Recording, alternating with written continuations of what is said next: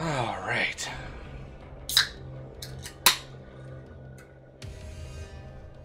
Just trying to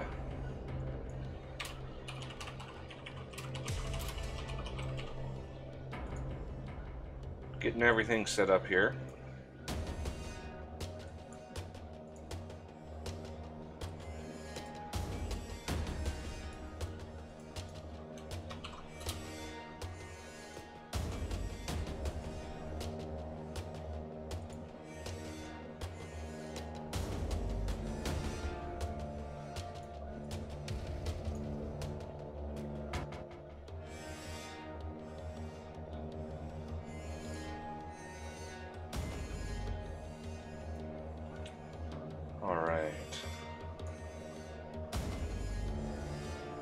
Hey Hive Games, how's it going?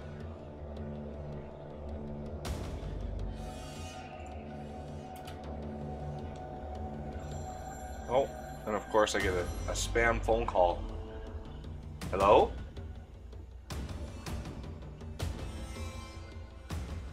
Yeah. I don't know why I've been getting these calls, but it's so annoying. I'm gonna turn my phone ringer off. Anyway. Okay, here we go. YouTube Toxic Factory. I have 2 days, 9 hours, and 26 minutes so far in this world. It is it's quite a bit. So yeah, let's just jump into it here. So yeah, I need to do some recording on this. So I'm gonna get some stuff going here.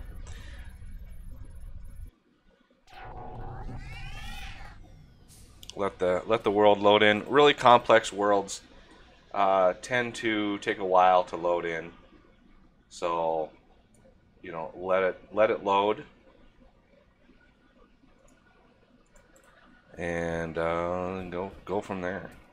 And I'm on my smelting floor here, it looks like, which is fine. OET is charging again. Make sure everything is loaded up here. And I got some molly. Interesting. I'm going to keep that. No, I think I did that research already, so I'm going to keep that. Trying to get rid of all the stuff that I don't need here. Let's go peek at the OET over here. So yeah, the last episode I had recorded went up today, so I need to get some of these recorded for tomorrow. I also need to get some more Factorio recorded for tomorrow, and ooh,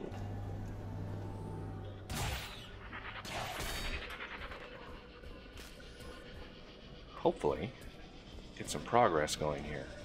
Lots and lots of recombined organic matter. I've almost filled that up. I'm processing all my pristine parts right now. At least the pristine glands. I don't really need too many more of those. Yeah, base threat. Base threat is out. Nickel veins has been exhausted. Yeah, that's kind of a misnomer. And then Control M. Disable the ambient noise. All right. I think we're ready. Okay. What do we need to do today? Well, need to find my missing Mark II excavator. I've got a Mark II excavator out there somewhere, and we're gonna head down to the Toxic Factory. Now it might be everything I think is loaded fine. So this should be. I'm gonna head down to the cold caves first. Need to kind of get squared away with everything. We're gonna automate some stuff. I'm gonna do an episode on automating the forced inductions and all of that. A little bit of organic rock. Not as much as you get in like hard mobs, but still quite a bit.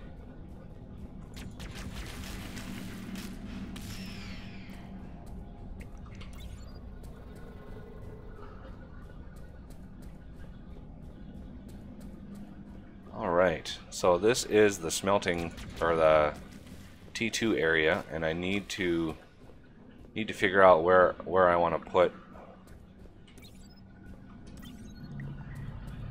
Need to move one of these. I think I wrote these down somewhere, so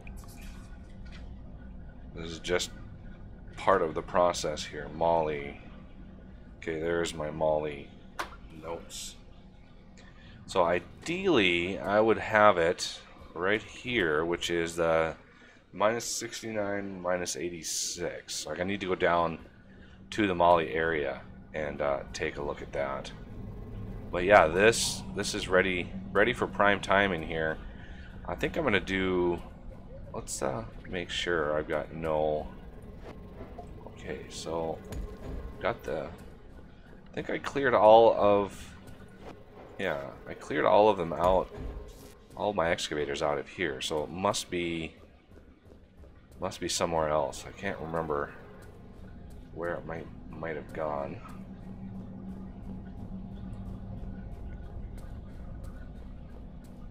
So we're gonna head back to here. I don't want to pick that up. I don't know where that came from, but we're gonna head back down to the toxic factory here.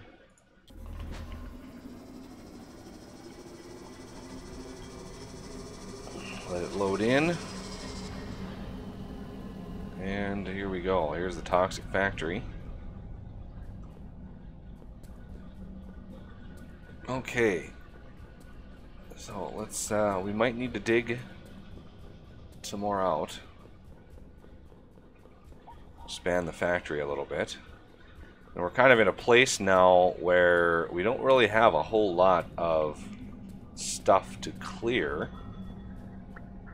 And we have a whole lot of stuff that is kind of in the way. So I think we're going to try to dig through on this side. These mark the locations of the lifts for the two different ores. I need to also figure out where we're going to move it. We have that hive right there that's not hurting anything right now. It's not the active hive, so it won't grow.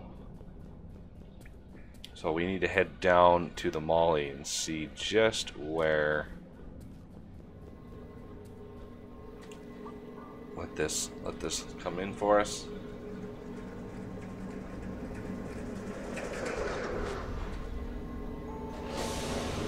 I don't have a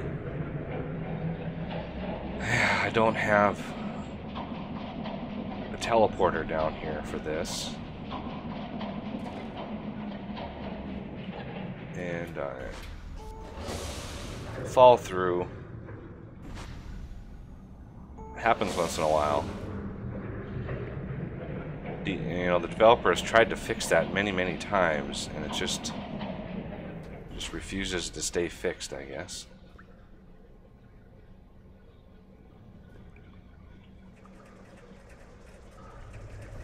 Plus, this process, loads, the world, and that's a good thing. Okay, so the Molly is actually over here.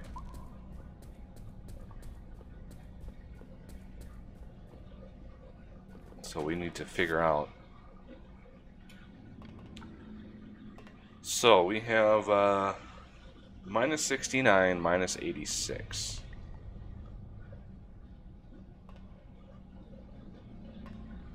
Okay, that might not work. Let's check our Molly here. -69, -86 has only got 3. Although we could.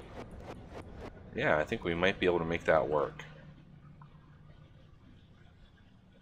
Because these 3 would come off, and the next one would go here, but this one can go down one, and that's fine.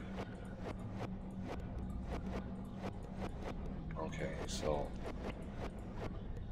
that would work. That would work. I would like to actually get some of this stuff excavated, so we have the room. So we need to bring some power over here.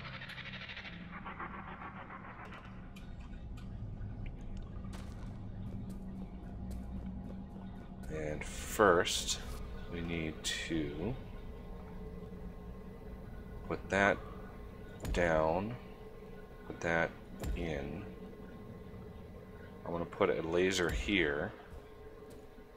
It's because if a Camelbot falls down here or appears down here and manages to find his way over to this battery, we need a way to get rid of him. So we're going to try to cut through all of this nonsense.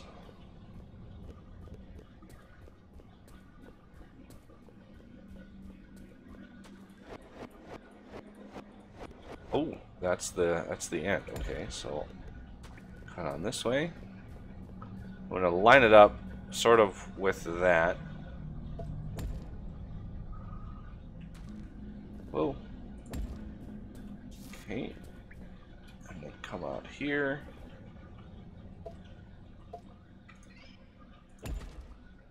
And then head down with it.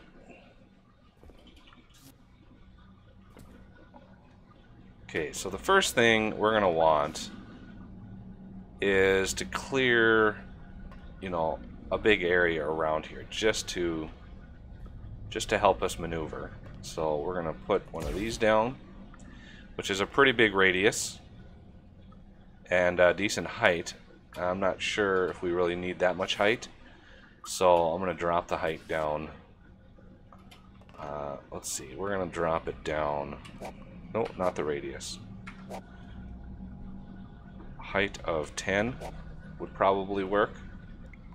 That would get us, yeah, I think that would work fine. And make sure we are dropped none, and that will work just fine. Okay, so 60 minus 68. Actually, it's minus 69. Minus 69 right here. So I'm going to mark where, so it would be right around here. And then, yeah. So that's the center that we're talking about, I think. And then the other one, I think, is just right over from this. Minus 72, minus 86, right in here. That would be the other one. So we'll have a trencher right here going up, a trencher right here going up, as our lovely system clears all this out. You don't want to set it on clear ore, obviously, because it will clear all your molly out. And let's see, we are minus 809, and I think we have to get to minus 250, or yeah, minus 250. Oh, so what is, can somebody do that math really quick? Minus 809 plus 250. Hey Jim Bob, how's it going? So I need one here and one here, and this needs to be 1, 1. So minus 809, minus 250. Anybody have that? I would pull up a calculator, but that would cause me to not be playing. Ideally, you'd want to put that in the ground one to take out this layer, but we don't really need to have that gone in order to make this work. I just wanted to clear out a little spot here. This is some extra moly here. Is this part of the same vein? It might be. Yep, it's part of the same vein. Good.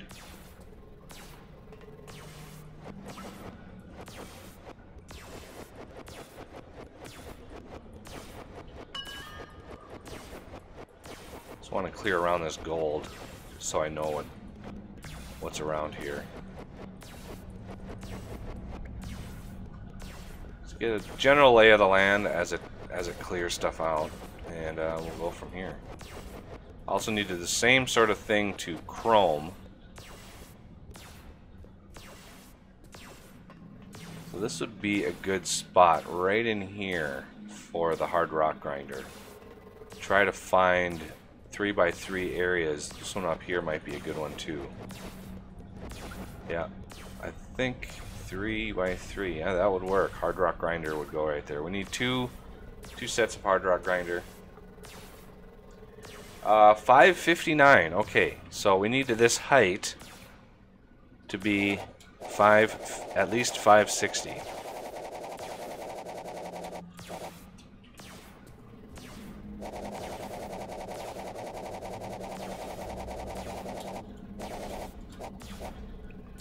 There it goes. Now that will go all the way up to the top, and we're gonna drop none, and we're gonna clear ore. So it's gonna whatever ore veins it hits, it's gonna punch right through them. Also, I need to set this there. Laser, laser, laser, and laser, and they can start clearing. So it's going to take them a little while to get up and through that. So let's go up to the chrome, which is right up.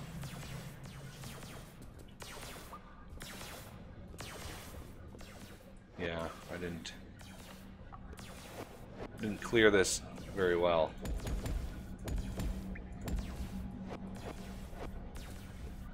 Okay, so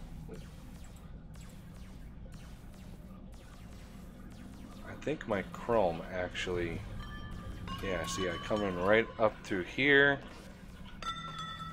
I tried to get to the top of the veins. So right in here is, I think, where I have the chrome set up. Right here, minus 86, minus 80, and minus 83. Okay, so yeah, right in here. These are the two areas here. All right, so I'm going to check the chat here.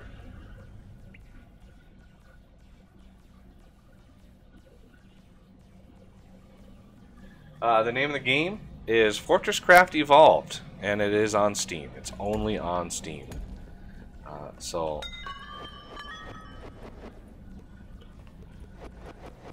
it's a very, very fun game. I've done so many playthroughs of this game.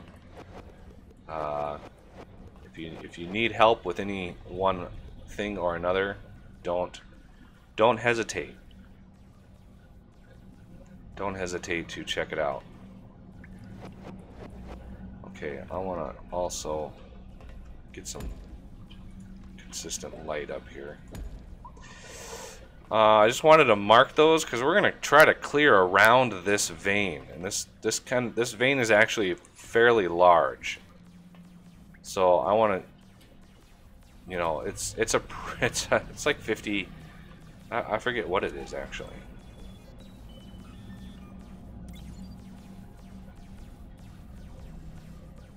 Yeah, 26 million. That's not bad.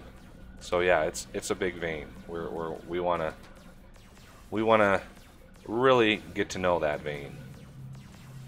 So where's a good spot to come in with an excavator? Because I want to try to clear around this vein as much as possible. I think right in here is probably going to be a good bet. So I'm going to sneak in an excavator right around this. I'm going to leave the 13 and 30 there. But I need to get some power. I might be better right here. Again, don't clear ore. That would be bad. So drop none, clear garbage, 13 and 30. I need to get a laser right up in here. I'm hoping.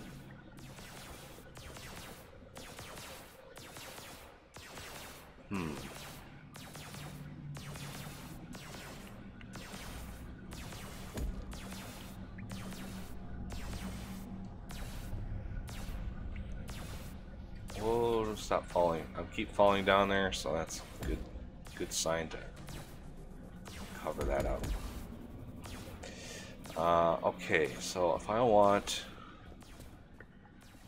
a laser right along this side, it's going to be kind of a tough process, so I'm going to put one there. We're going to go up with it.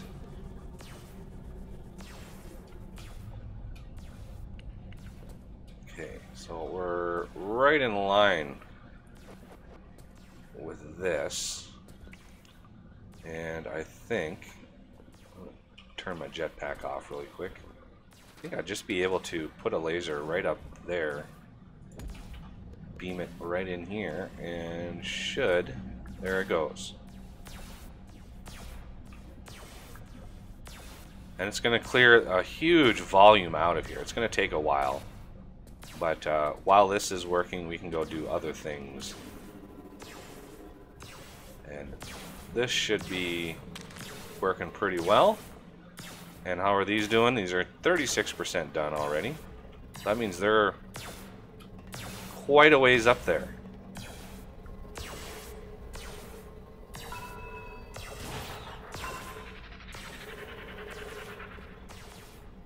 Alright, so that's started. Once that chromium is done, I'll do the same sort of dig with that. Okay, so next on the agenda, go back up to the toxic factory and maybe get an episode recorded while those are in process.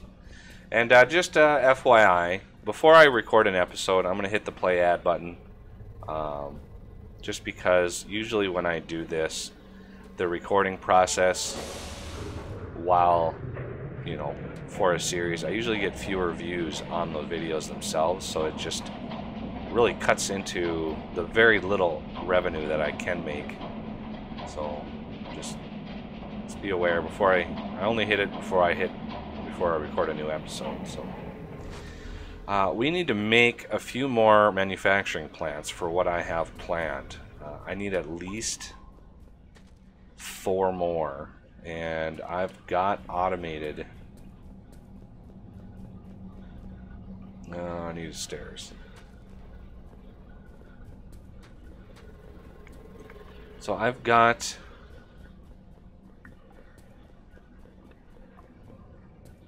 low density housing, or lightweight machine housing.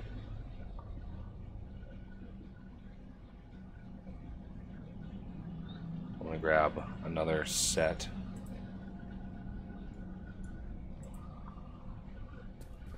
And these are getting made right in here. So I'm going to grab all of those. Okay, and then I need some servo motors and stuff like that. Manufacturing plant are pretty tight here, so servo motors, I need 4, so that's what, 16, that's 64 servo motors. Crafting. Oops, I made an extra. I always do that. Manufacturing plant, and then I need, let's see, 15, 30, that's 60 gears. 60. Crafting. Okay, I think that's enough to make a few of manufacturing plants. Crafting. Look at that. Used all my copper wire too. Might have to make some more of that. Alright, so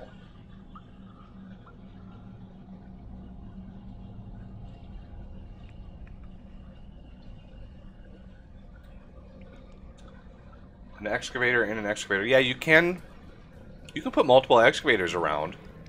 I actually do that in one of my recent videos. I also need a little bit of power, so I'm going to grab. First, let's fill my power up.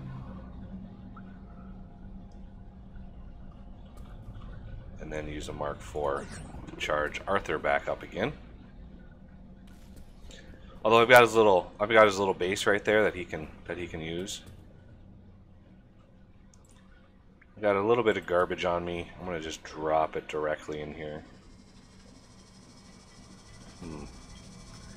I always run out of places to put stuff.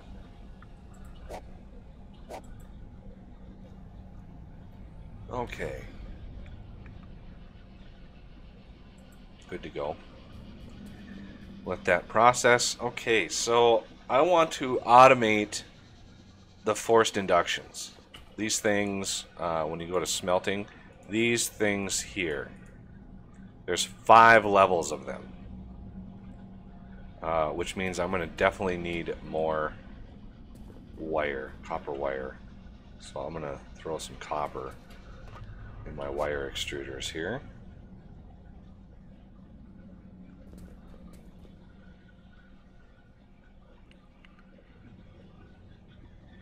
Yeah, you can put multiple excavators around. I just recommend not stacking them, but if it's a big enough area, you can put them with varying radiuses around, and it'll clear an area really fast.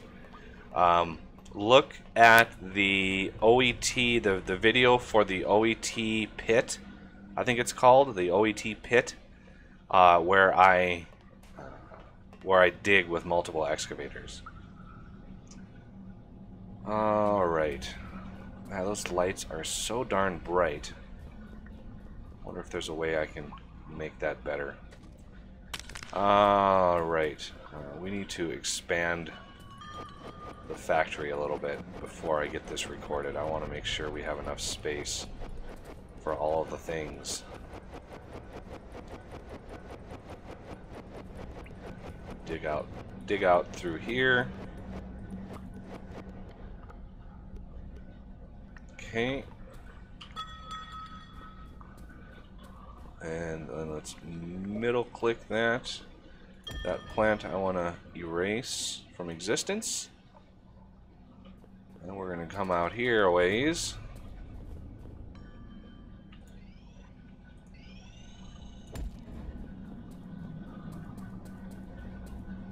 Hoping this is not too far. Because your build gun can go 64 blocks. So I'm going to throw a glow stick.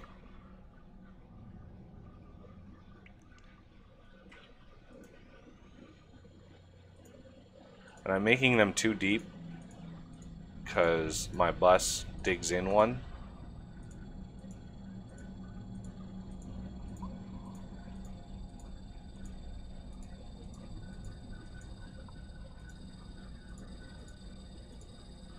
Okay, go to this side and we're going to want to do the same thing.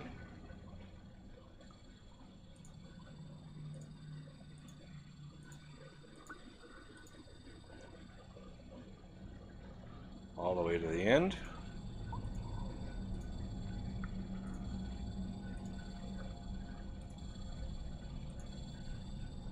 And super build, for those who haven't played this game, is holding down the control when you build. It's essentially build to me. That's kind of what it's called. It just uses your current location and builds right to you. So, a lot of little tips and tricks. Let that finish here.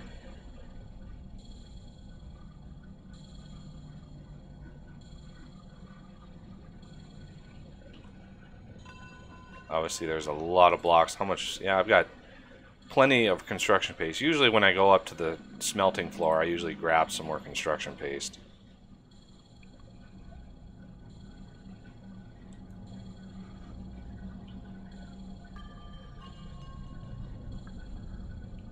So it builds in the, you know, basically the reverse order that you place them down, so just dialing it back.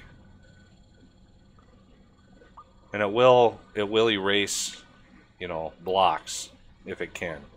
Sometimes it can't because like that ore that's right there, that can't be erased by building. Okay, and this side is this side's not quite done yet.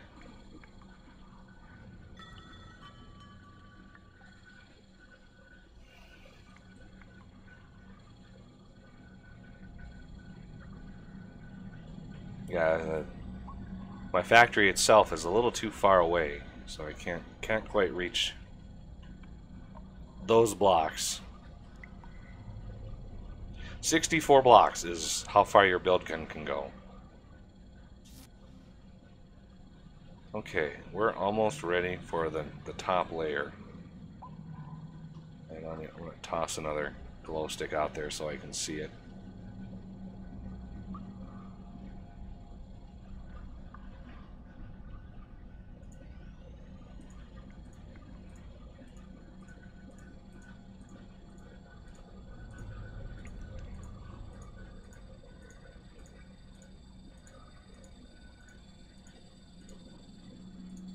Expanding the factory.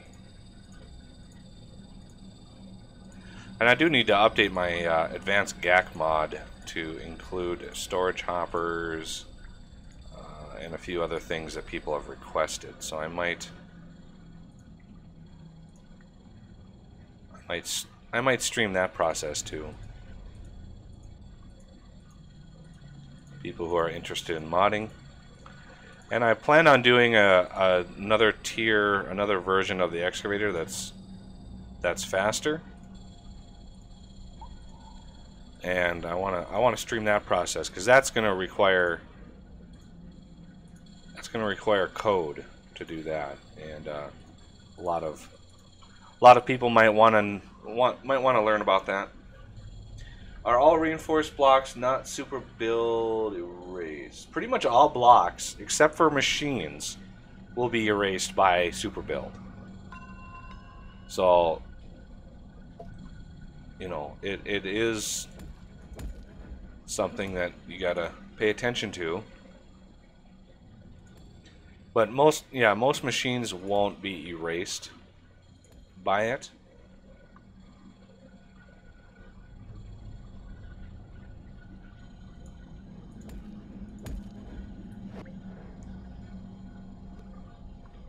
Looks like there might be a gem up there. Oh, there's definitely some gems over there. As I expand, I uncover more and more of them.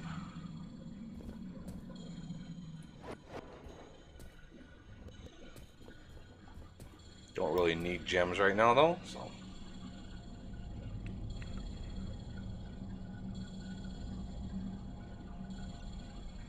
Construction paste. I have a coal vein. You can convert coal. Coal is the only ore that you can convert into construction paste.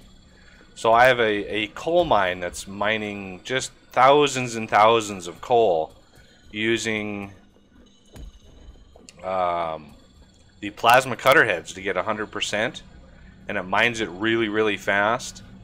So, you know, and I've got up above, I've got a few of the Tricky's storage hoppers that, like 3, I think, 2001 type hoppers. And so I can go up and grab 6,000 construction paste at a time, which really, really helps.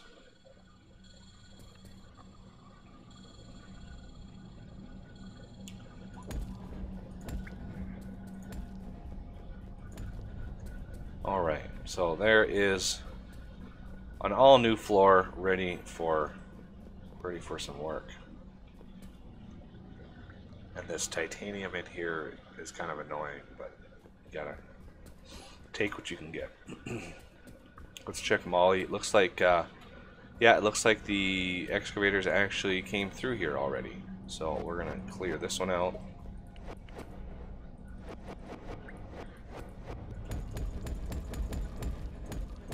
And and they continuing their way upward. Look, I'm glad we didn't clear any of this. We might, yeah, we're gonna hit that. We're gonna hit that biomass with the chrome. Unfortunately, we got a ton of biomass. I mean, our vein of biomass is like 1.5 million, so I'm not too concerned with that. All right. Also need to clear this little area here because our factory will actually hit this.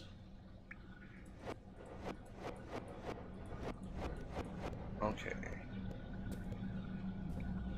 So, factory. Let's extend the factory a little bit. First,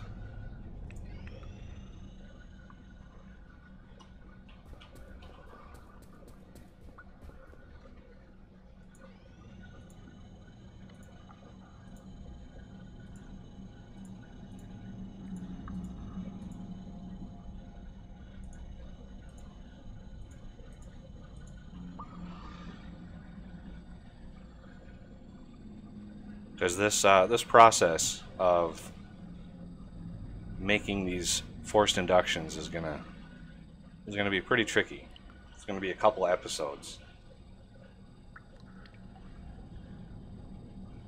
Yeah, coal is the best. If you need a massive amount of construction paste, coal is your best bet.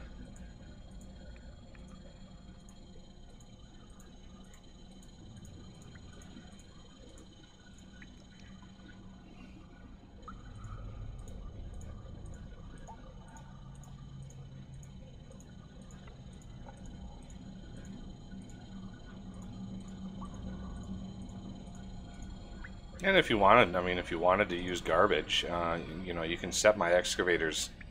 You can set them to drop all, and yeah, you set a big enough area, it'll clear tens of thousands of blocks.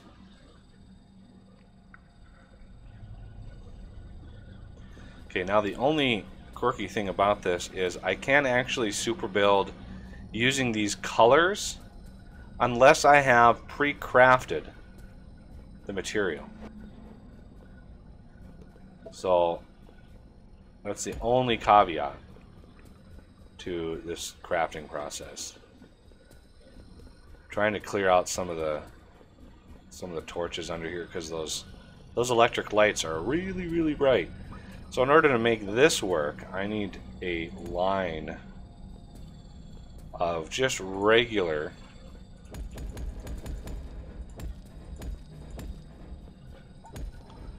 as my ceiling finishes here.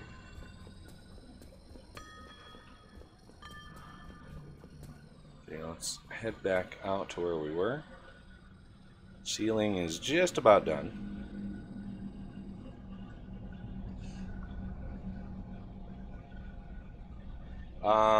I can super dig T2 ores. I just don't want them in my inventory right now. That's why I didn't dig that titanium out. I can super dig tier 4 ores with the Mark III build gun. That's how I got the molly and stuff that I've got right now.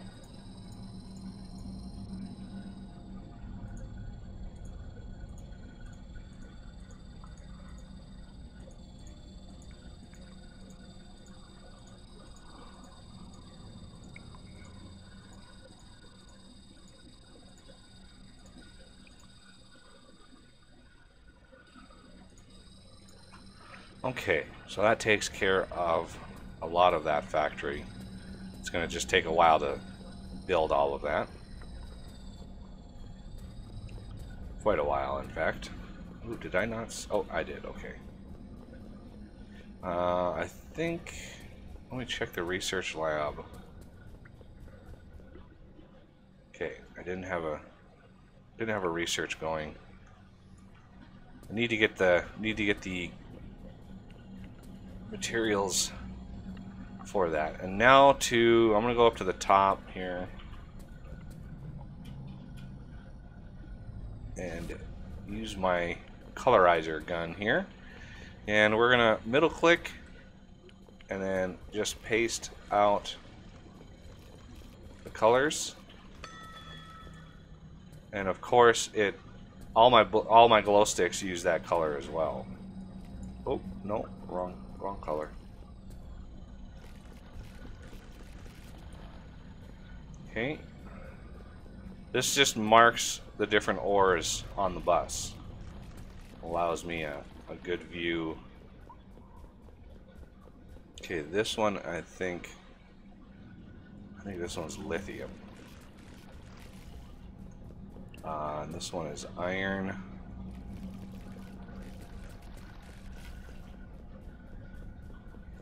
And tin. Copper.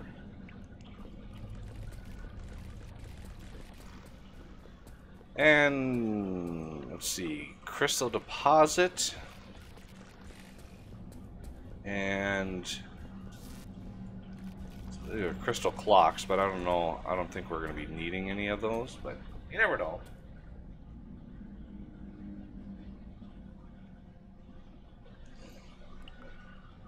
Okay. I'm tempted to move those lights a little higher, but because it's pretty bright. But it's better than being dark.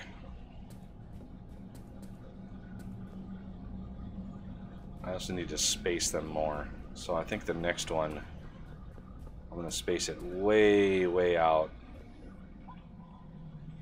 Keep right in line with that and put it maybe right there. So move up to the top. Let's set this back to white. It's part of the Dapper expansion pack, by the way. Okay, these are blue. And where's my hole? There it is. So I don't think I have any blue. Oh, I do.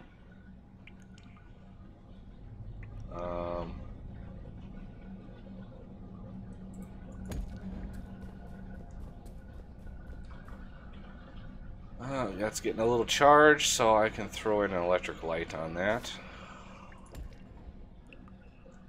And we're going to use point light.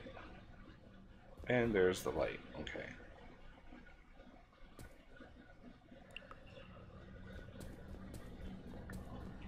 Massively lit up.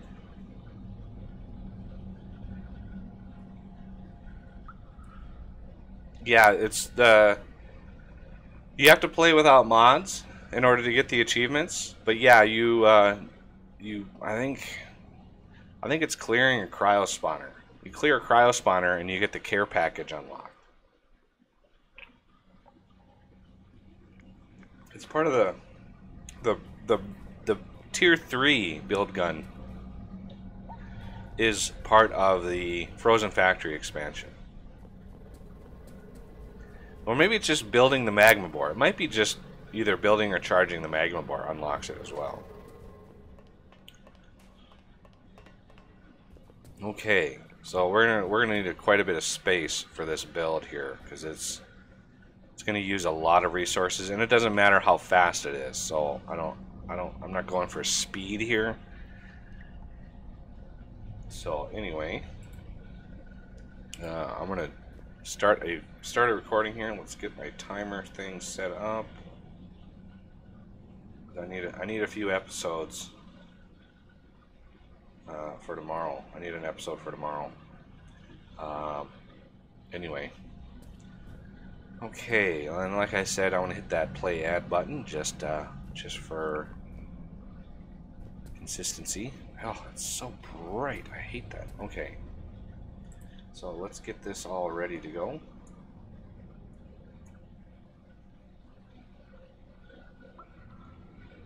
Oh, I need a bigger monitor for my second monitor.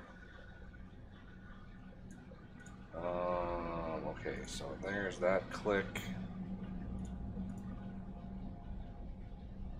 And I need this focused. Okay, here we go.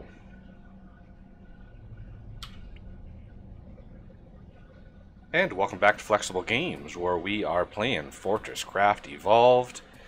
Working on our toxic factory here. I've expanded the factory quite a bit, and we've even got more floor because we ran into an area that had no hills or mountains or anything. So we've got a lot of area here. So the next thing I want to automate is a brutal process, and that is the enforced inductions. The multiple steps for these are just painful to do by hand. So it's nice to have them automated.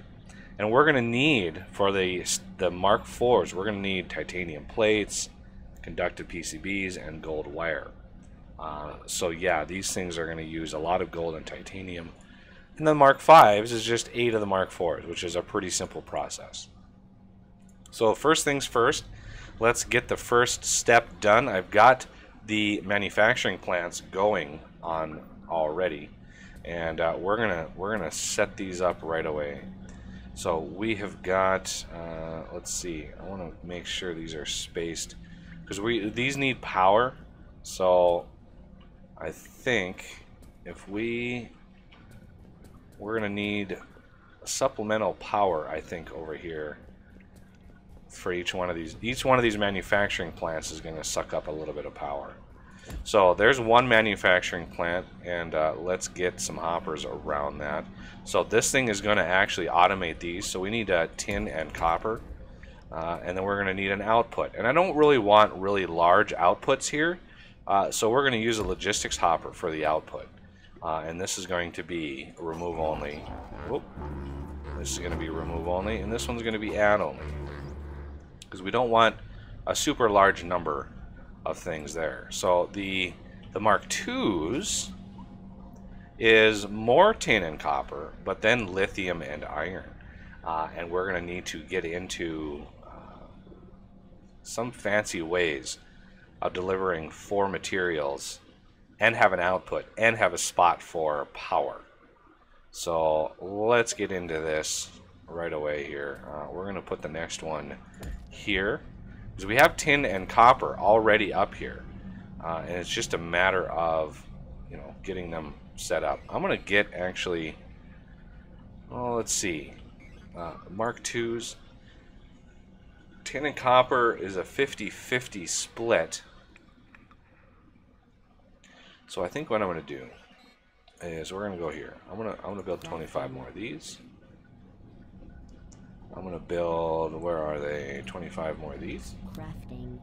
Then we're going to build some smaller ones. I want, well, those are not cheap. Wow. I think we're going to use huge, just because we need throughput.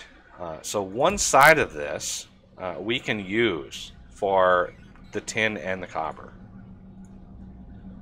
We just need a few of the 50-50 zipper merges. Now I should have access to the fast zipper merge, and I don't know why I don't have it. It's really weird. Maybe it's a research that I need to do. Let's go over here to our research station. Maybe knock out a few of these lower level researches. Yeah, I mean, advanced storage. Obviously, it's not a. I don't think it's a T2 or I don't think it's a frozen factory thing. Bulk carts, bulk cargo lifts. Yeah, let's hammer out bulk cargo lifts. We should have plenty of experimental pods now. So anyway, we're gonna want a zipper merge. We're actually gonna want probably a few of these. Crafting. So let's build some more conveyor belts. Crafting. And a zipper merge. Crafting. Just because this process is pretty brutal. Okay, so we're gonna want the tin and the copper from here to route as well over to our zipper merge. So let's, instead of the ore smelter right there, we're going to throw in a zipper merge. So we've got tin and copper coming in, and they're going to go right in here like this. I also need to grab some more tubes, a lot of tubes actually. So grab all the transport pipe that we've got. And then we need tin and copper in here. So cover that up. Okay, so that takes care of tin and copper for the Mark IIs. Now we need lithium and iron. So let's put one here. This is obviously going to be remove only. This is going to be remove. Make sure, oh yeah, see, remove,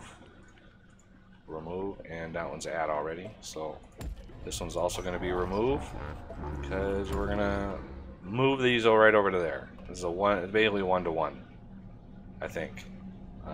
There's one of these that's actually 2. Yeah, force induction 1, force induction 1, force induction 2.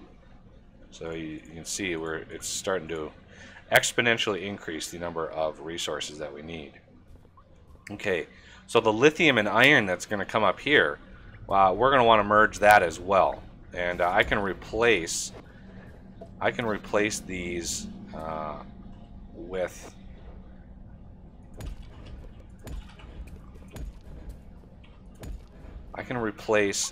zipper merges with the fast kind later on, after I figure out why I haven't gotten access to them yet.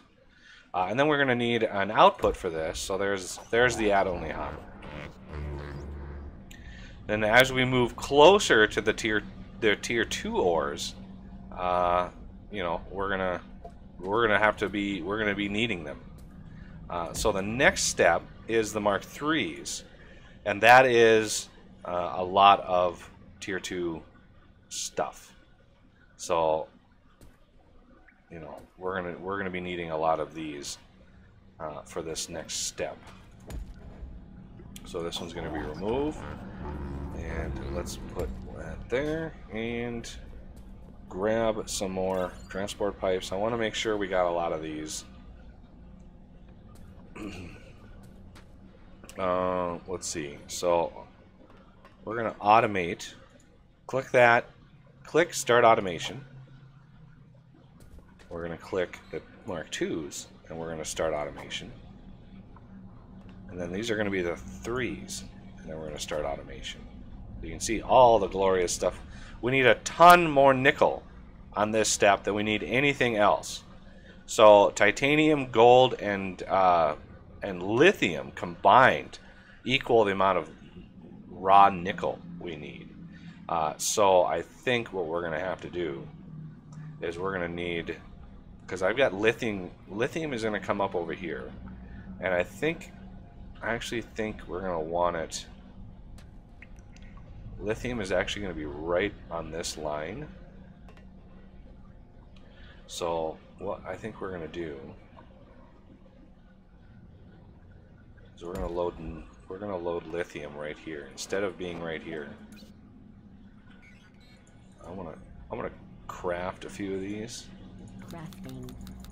Just so I can copy and paste the colored versions. So if this is going to be lithium, I need how is this going to work? I think I'm going to need to load also on the bottom of these, because we need a lot more inputs over here than anything. So over here, let's do a storage hopper. This is going to be remove only. Lithium is going to come up right on this line. So let's get that up and in, and then we're going to have one going in this way and one going in this way. So lithium will be split.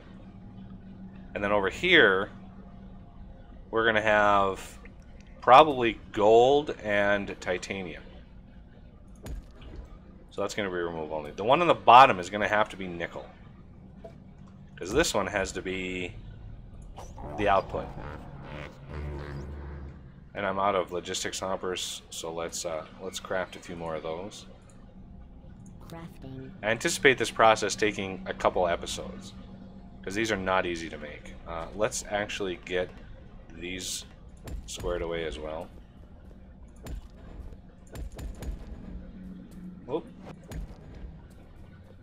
So this goes in this way. Oh, I didn't actually need to go out that far. Okay, so that is kind of the system for those. And then we got this one loading in here. All of the requirements, so I need iron up in here. Over here is going to be the gold and the titanium. So we're going to need a...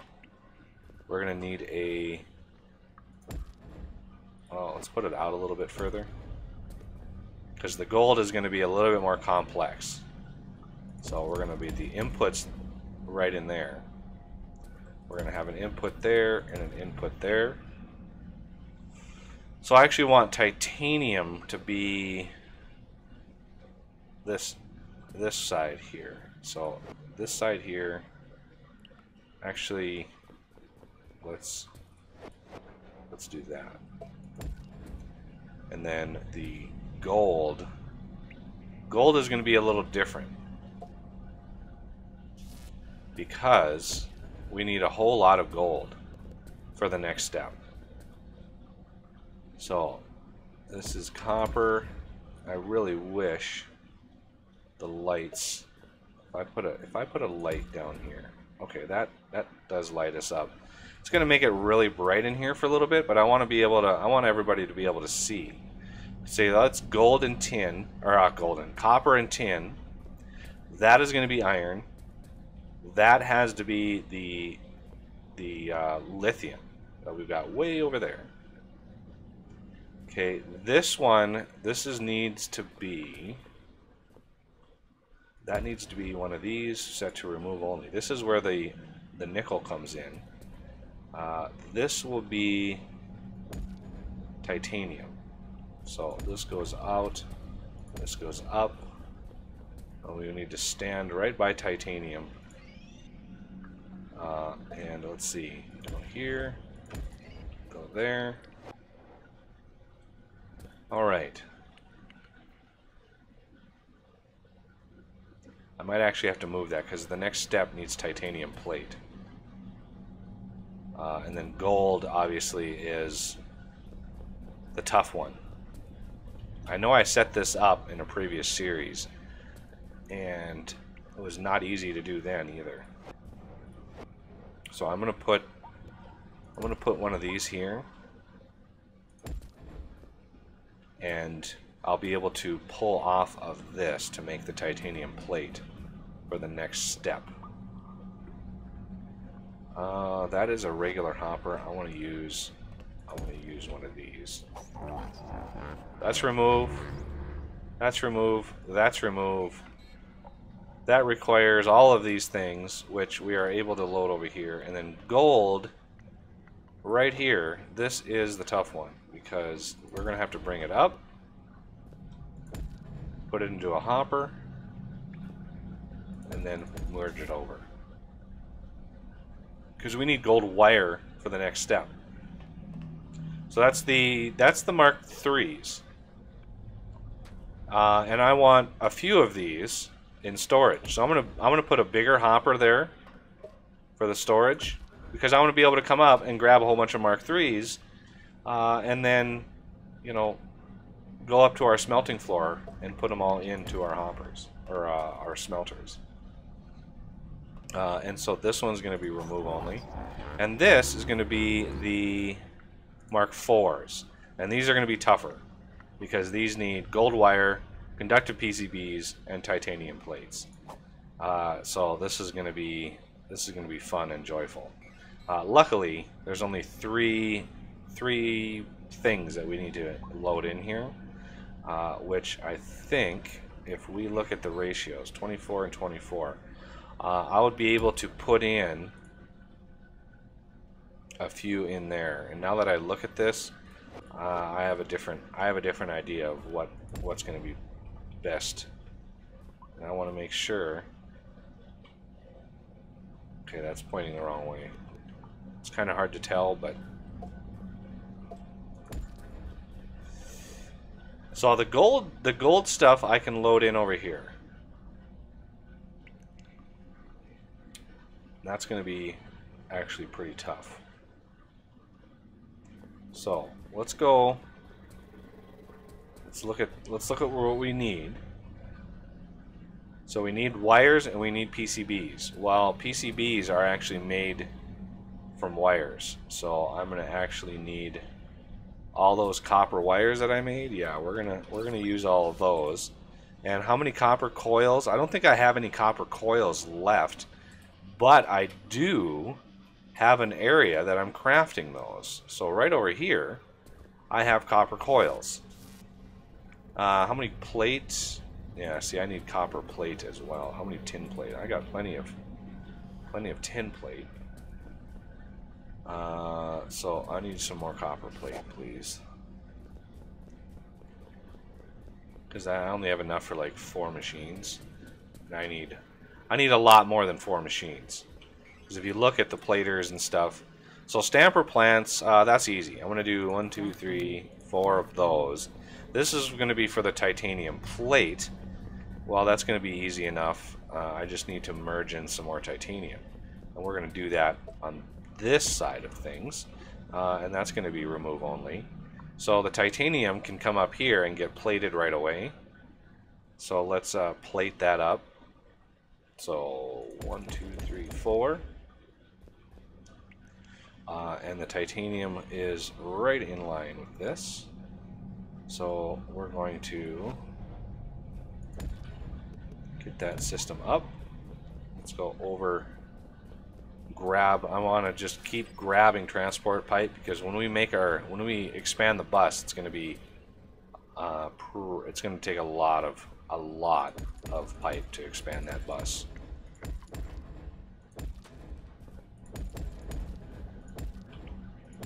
Okay, and then the output. Whoa! Output goes out like this. And we're just going to merge them all in together. So these are just going to be titanium plates, and then over here we're going to need a zipper merge. We'll do a zipper merge out here. So we need a zipper merge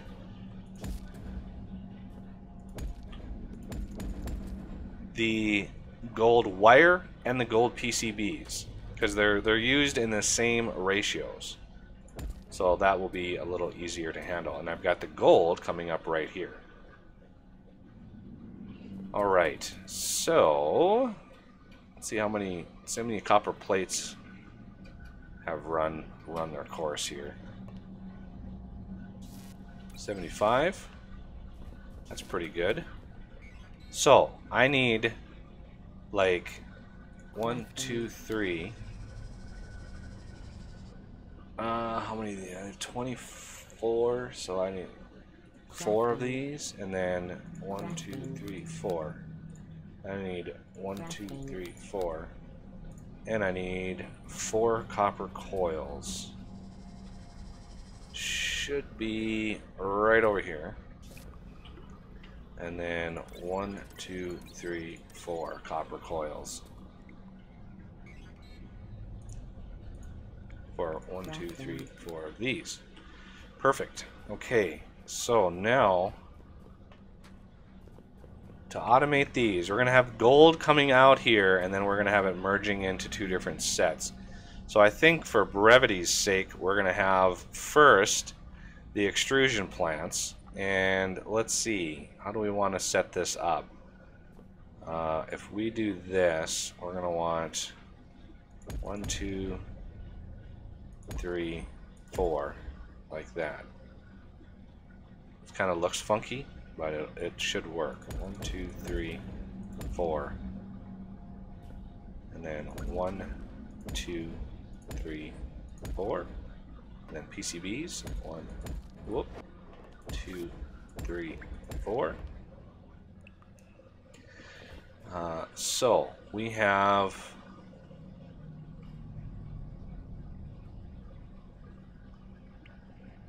a setup here,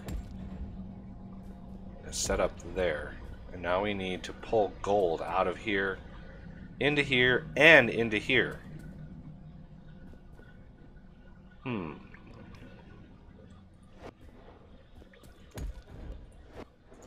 Okay, so here we go.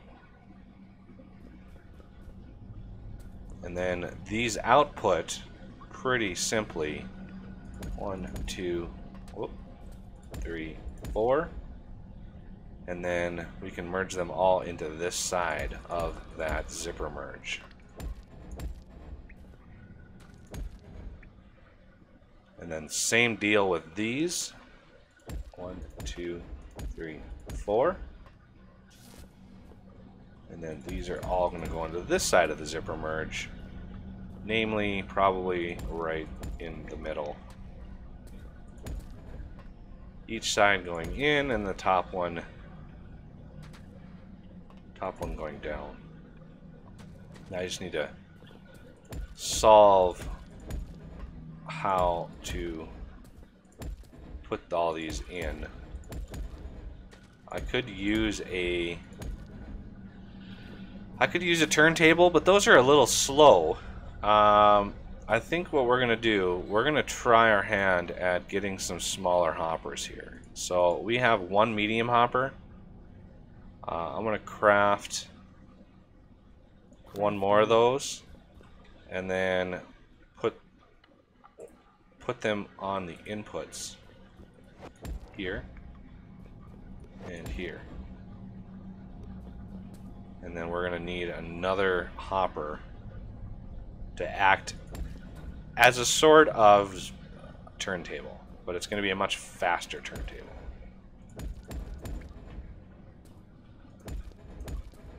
And then this comes out like that, and there we go. So that should be able to craft the Mark IV inductions. And then the easy step, the much easier step, is the Mark V's. So we're gonna, the Mark IVs, we're just gonna output. Oh no, that's gonna be add. So make sure that's remove, that's remove, that's remove. I need at least 8 into this hopper here. So I don't need a whole lot of Mark IVs in reserve. So the small hopper holds 10, which is perfect. I could also use a mini hopper, which comes with the game. It's not a mod, but I want to keep up with consistency here. So this is going to be remove only. This is going to be Mark V's and start automation. And the output for those, I don't need a whole lot of these to store. Like, I don't need a ton of these, so I'm going to use another small hopper to craft, and that's going to be the add-only hopper. So it's going to remove them here, craft, bring them over to here, and we should have Mark V's in the system. And that is the gist of auto-crafting these. Now it's a matter of moving ore and power, which we will cover next episode. So that'll do it for this one, and I thank you for watching, and I will see you next time.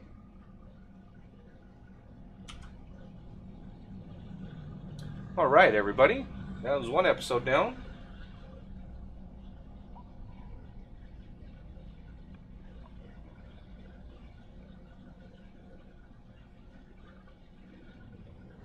Okay, so now we need to jump right into another one, and that is to the nasty logistics side of all this stuff.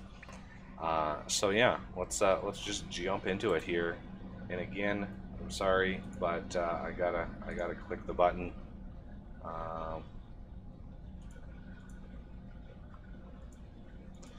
Okay, so I think we're just gonna jump right into it here. I need to also make sure OBS has priority here. Okay, here we go. And welcome back to Flexible Games, where we are playing FortressCraft Evolved in our Toxic Factory series. Okay, the next step is power and routing all the material. If I can remember where all the material goes, routing all the material where it needs to be routed. So first things first, let's get power set up. I put all of these in a line for a reason, so I can just do battery, battery, battery, battery, battery, and then put lasers in between those to move the power through. And now I just need power beaming right into here, so let's get this going. Now I could borrow from this, or I could grab, you know, my own set of power, which I think I'm going to do just because these are set up one. So I'm going to put a battery up on top, and we should be able to then beam power one way and make sure we are on the right line. See, that's not the right line. This right here is the right line. So going straight down from here, I want to make sure we are good. Ooh, and I was over one. I almost made it. Okay, so we're gonna head up here, beam that across. That should hit that battery and immediately start pumping power into it. There we go. So now we've got power distributed, and of course this battery is going to fill up first because all these have to drain power in. But this system is not geared for massive throughput. It's just, what we need when we need it.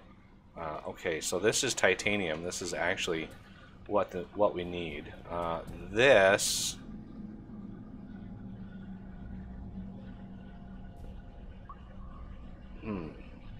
What was this for? Okay, let's do the ones we know first.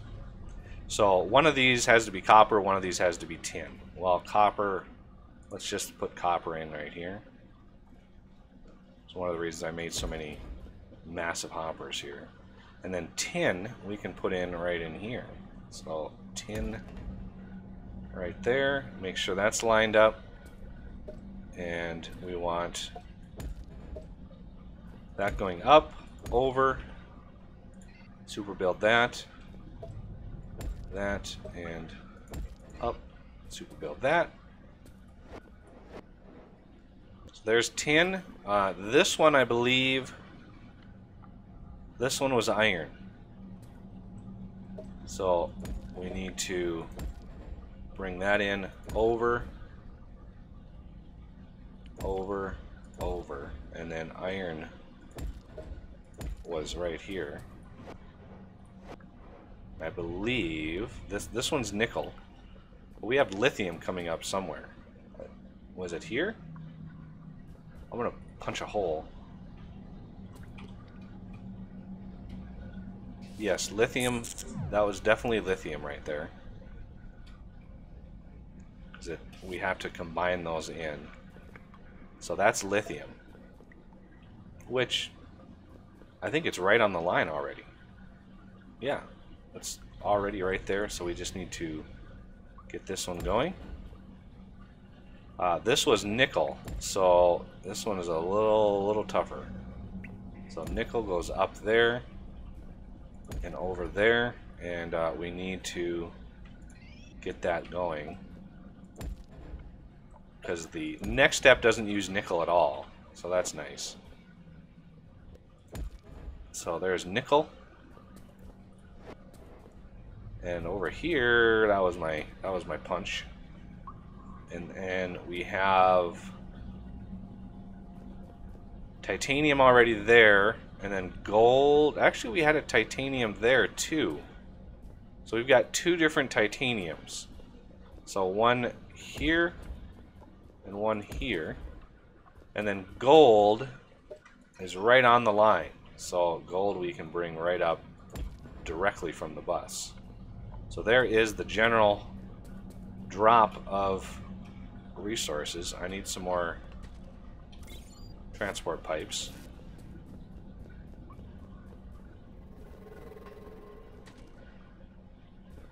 Now for moving the material. So let's start with copper here.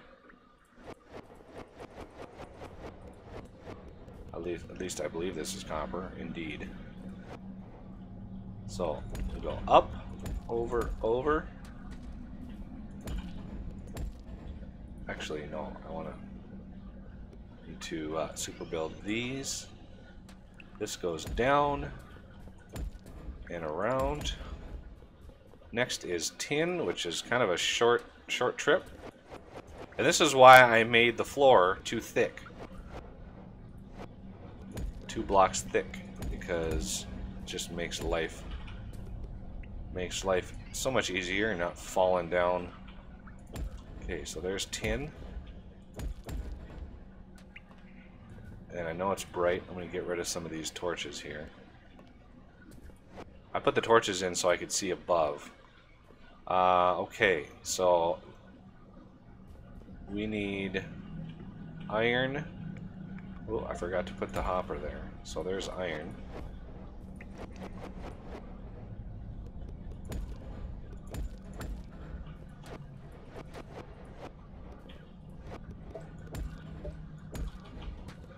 And same sort of deal.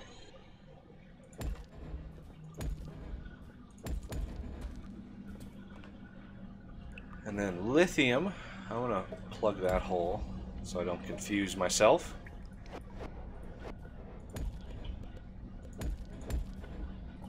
Lithium has got a lot further to go.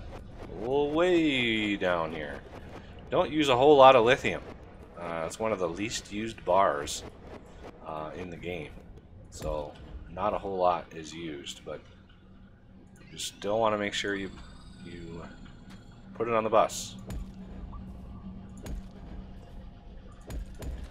Okay, and then we have gold, and gold is also quite a ways away. So, and we use a lot of this, a lot of gold. I might actually have to double up my gold delivery,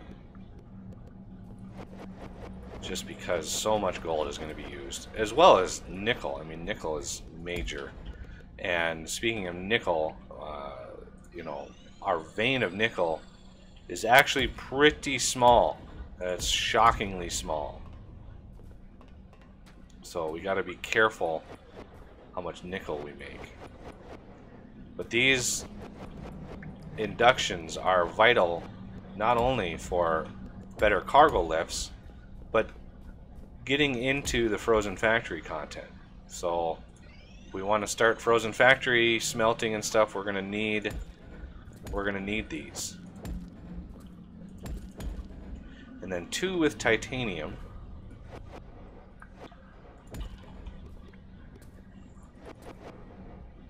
So 1 here, 1 there.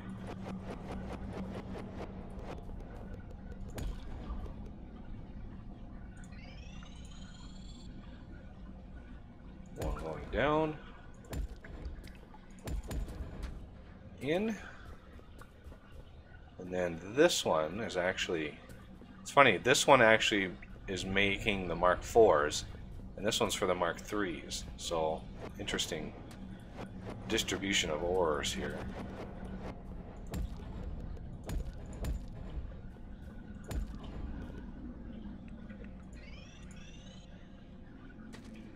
Down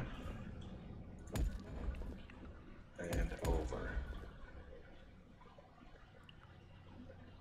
Using a lot of bars now.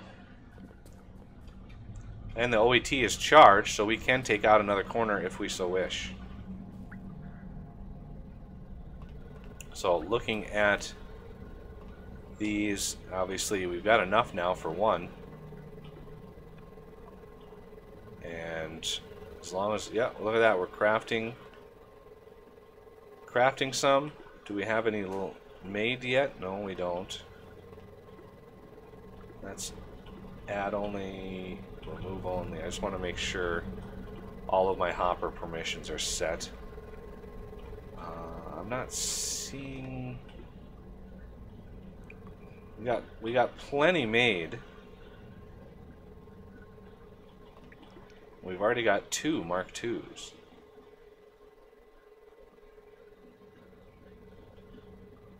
And there's another one.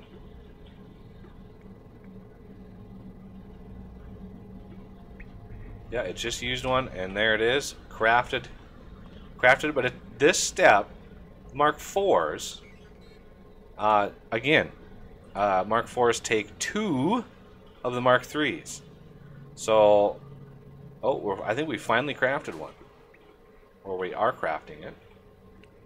It took it out. Oh, there it is. Look at that. We have 1 Mark IV. Now we need 7 more of these to get the Mark V. So this process will just eat resources. Absolutely eat them. And it doesn't need to go at blazing speeds, of course. So I'm not needing this to just cruise.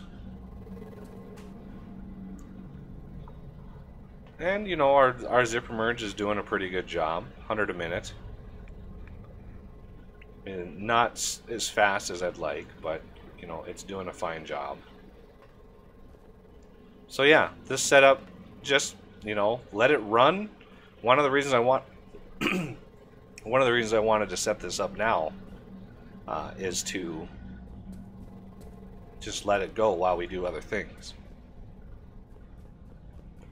So yeah, it doesn't actually take all that much power. It's just a lot of setup.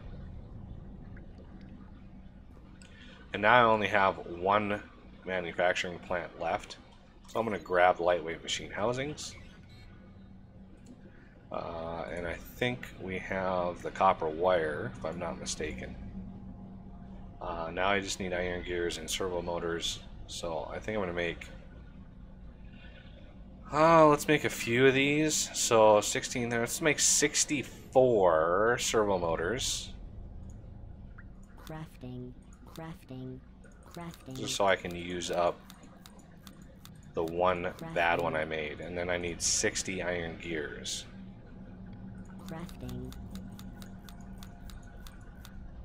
And that should allow me to craft a few more manufacturing plants. There we go. Good to go. Okay, now let's head down to the tier 4 ore area. I've been doing some excavating down there in anticipation, in prep of getting this stuff up and running. And this is down to the last few pods. It looks like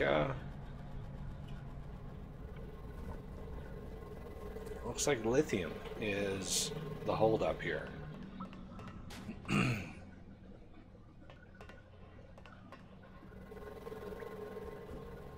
There was a lot of pods that went into this, so I'm not surprised that it ran out.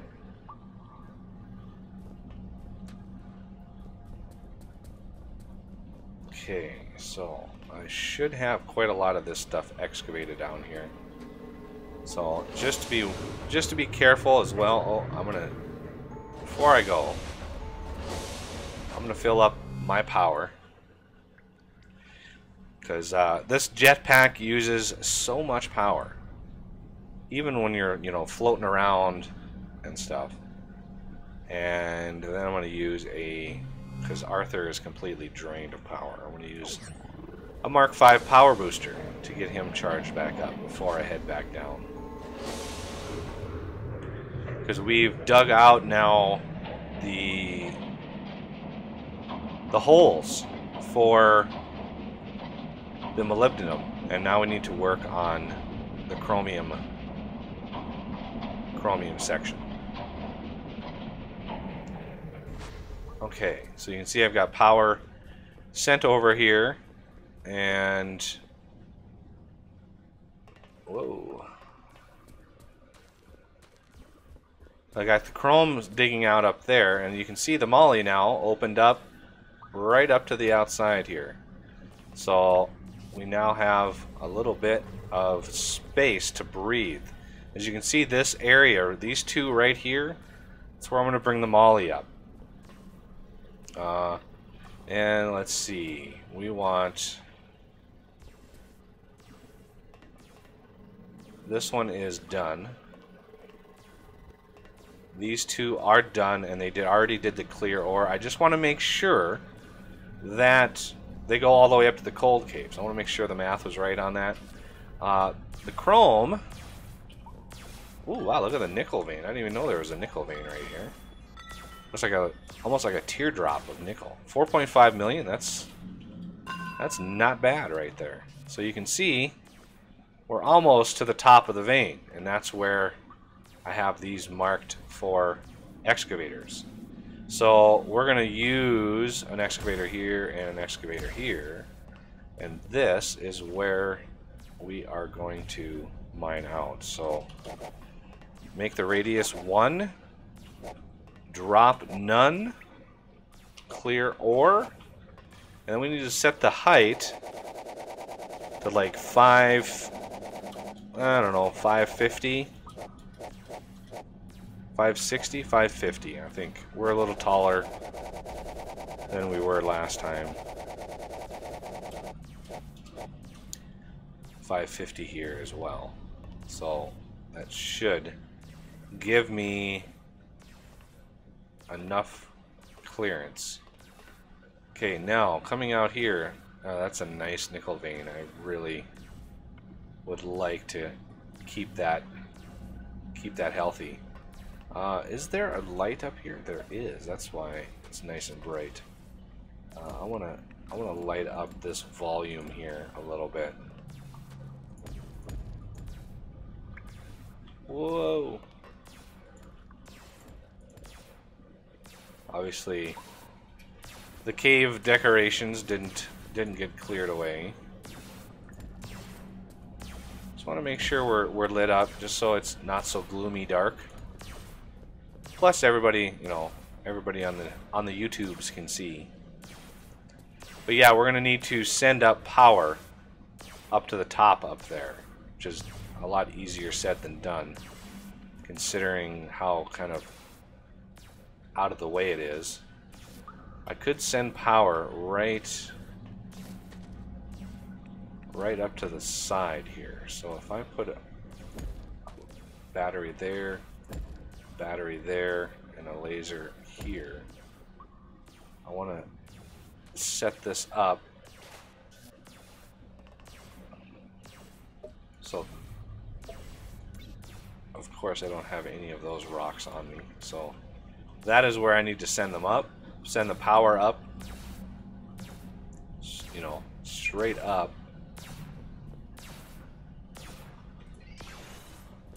Straight up there. So if I borrowed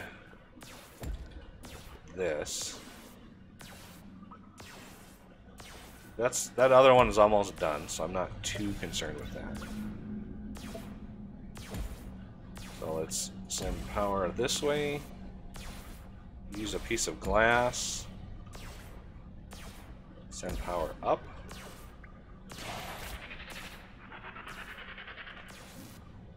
And we're going to go all the way up to the top if we can.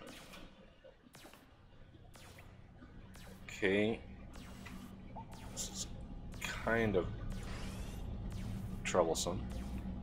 So I need it at the level I'm at, and so I need actually one more. And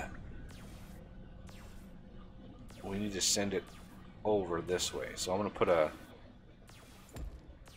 piece of glass there, and that way we can put the laser right on top. And that should, yep, right in here. Oh! And I missed it. Whoa. The trouble of clearing. Forgot we needed this one. There we go. Now we've got Now we've got this thing going, and now we are pummeling our way up to the cold caves from here.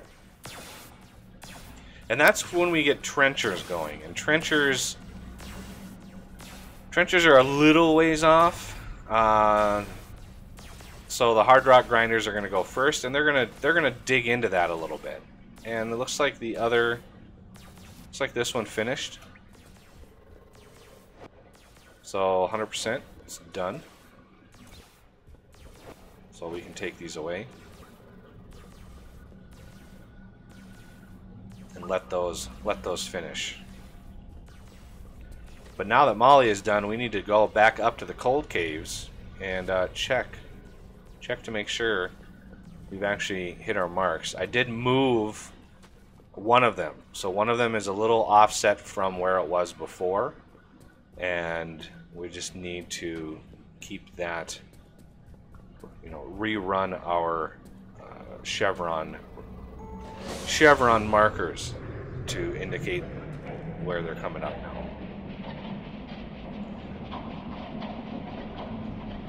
So once we get to the toxic caves, we'll be able to use the wonderful teleporter. I love the teleporter mod, by the way. Just love it. Teleporter Network, it's called. Highly recommended. So over here. So cold caves. The only thing I really wish it did is didn't purple out the screen, but you need to wait for the land to load anyway. So that's the only issue with that. Okay, so way over here, you can see this is the new area. This is the one I had marked, but it was too close to that one for what I want to actually do.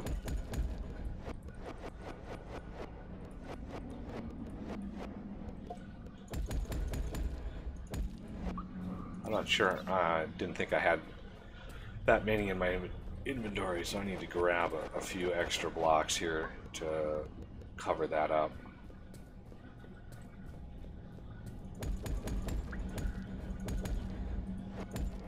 Okay, and then we need to move this one around.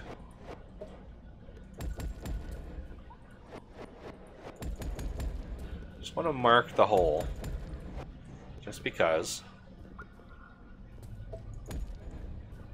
So now we're a little bit further away, and the reason for that is we're going to have blast furnaces around the outside. So we're going to have 6 of them on each one of these, and I needed, this is going to be the hole for the chromium. So we need the hole, then we need a hopper, and then the blast furnace is a 3x3. So that's a blast furnace, and then we're going to have another one. That's a hopper, and then that's a blast furnace right out here. So I needed to gap them up. Otherwise, there wouldn't have been enough room to do this. So yeah, we're going to have six blast furnaces for every type of ore, and that's going to be, each blast furnace is 2,500 power per second. So, I mean, 4 of those. 4 blast furnaces is 10,000 power per second. That's a lot of power. We don't have nearly that much power down here. Look at all the camel bots. There's tons of them around here. I wonder how my hoppers are doing. 1 organic rock here. Oh, oh, I thought he was walking towards the battery. Camel bots will attach themselves to batteries and start to suck the power out of them.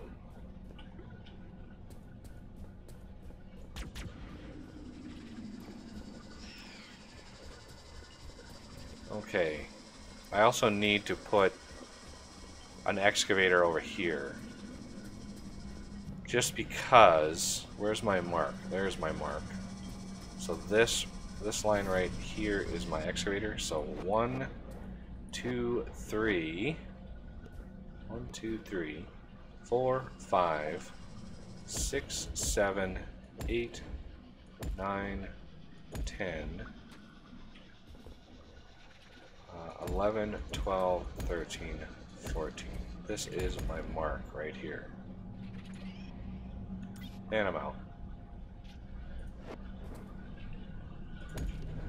So this should line up right with that wall.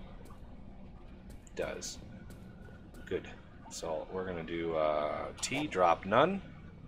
Yeah, I want to clear this up because we've got a cargo lift here, so I need to make sure to protect this area. And we need some power over here, so I'm going to borrow from here. We need to jog around this vein.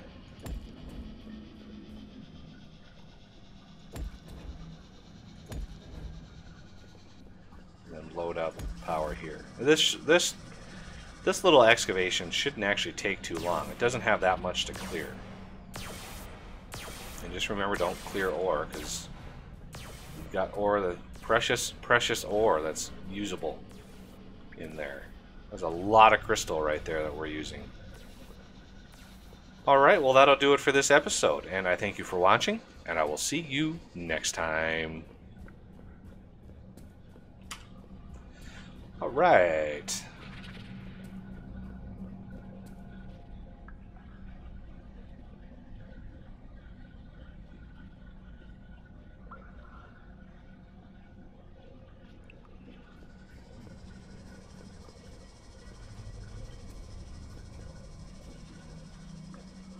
Let's see. Trying to look at trying to catch up on chat when I'm recording. I really focus on recording and not what chat is doing. So I wanna catch up.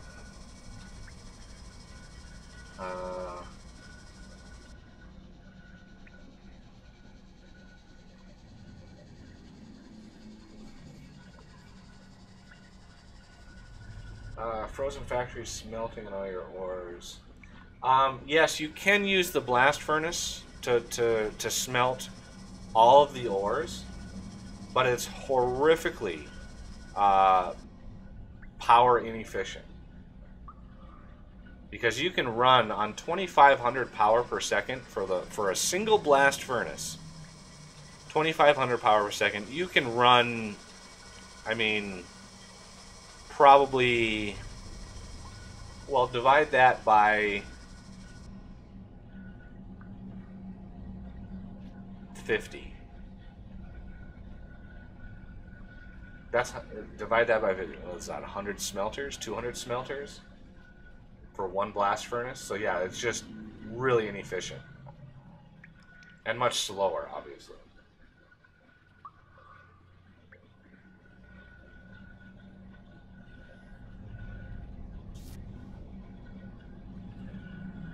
Daniel, what do you mean booted?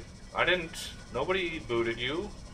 I don't even think my moderator is in the channel right now, and there's really no reason to boot you. So, got booted by YouTube.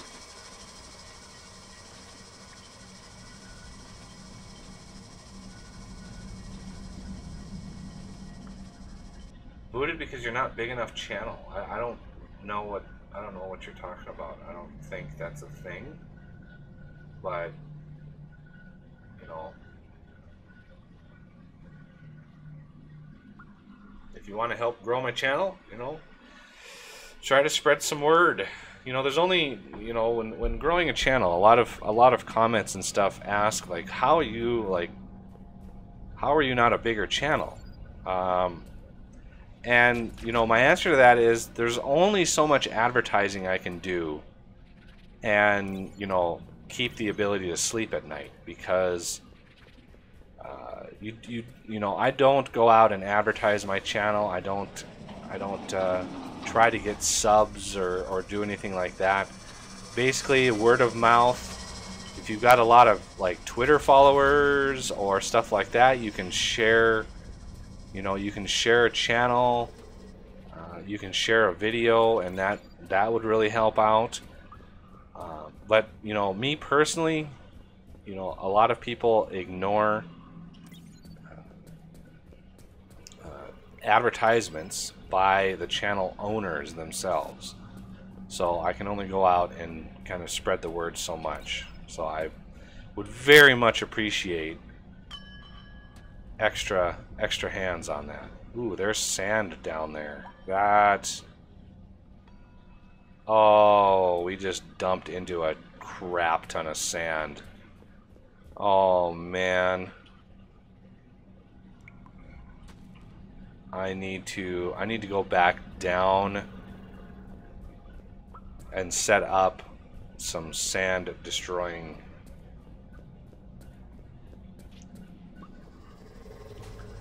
Yeah, the search, you know, as people comment, as people like, as my average view time goes up, I'm returned on more and more search results. But again, it really depends on if people are interested in the games I play. And you know, some people might not like my commentary, might not like you know, things that I do. I'm not an overly ecstatic person. I don't try to fake emotion. If I'm excited about something, if something genuinely scares me, you know, you'll know it. But if something doesn't, then it really doesn't affect me. I'm a pretty calm person 100% of the time. I mean, it's very rare for me to be emotionally crazy. So all my emotions when you hear in the videos are all genuine. They're not faked. There's a lot of people that put on a show, so to speak. And I don't. I'm gonna restart these because there's a crap ton of sand that's just sitting in the system.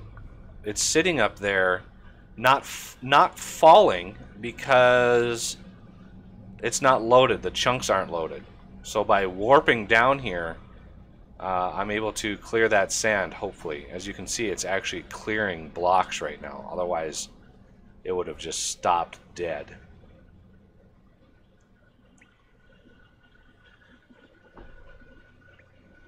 All right.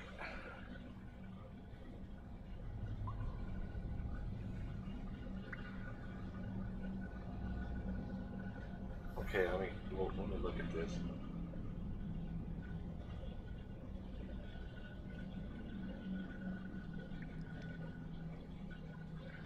I'm on CMS 2018, the stream that people are searching.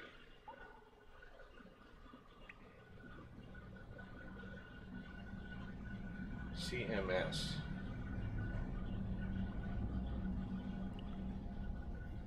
I don't know what that is. CMS.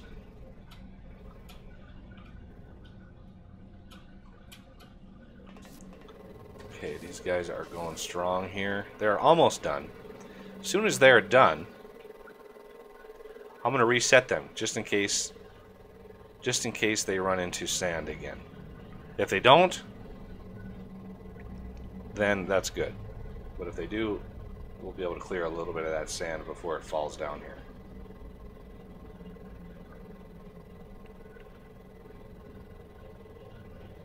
Oh, it's a game, CMS 2018. What does CMS stand for? Oh, car mechanic.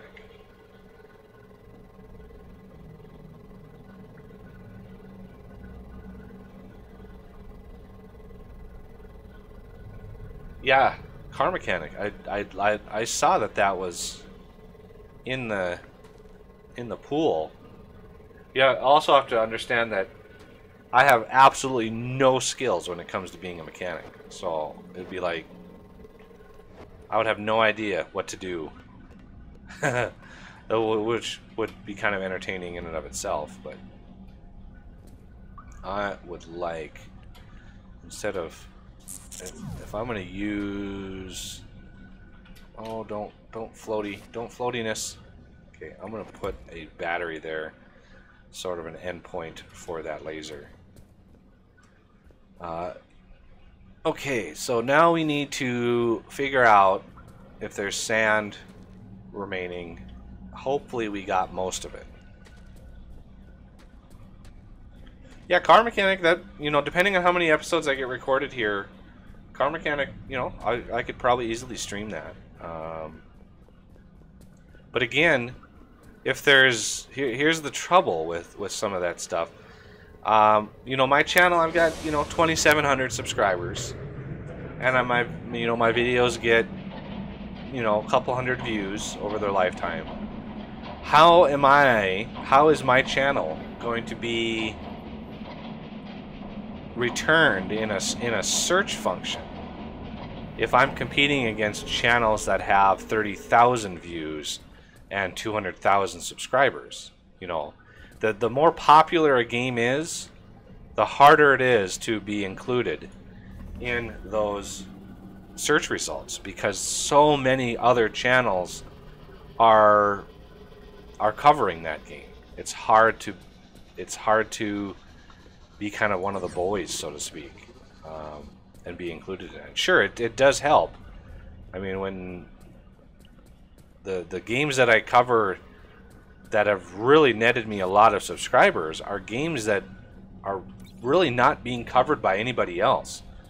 One of those was Production Line. My Production Line series, my very first episode of that, I mean, there were a ton of traffic generated from that. Oh, I hate sand. I think sand actually... Yeah, there's definitely sand in here. Oh, that's painful.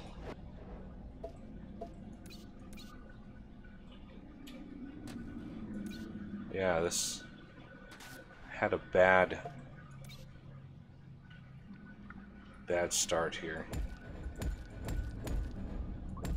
You can see how you can see through the blocks. The game really, even though it has this sand, it really does not play well with it.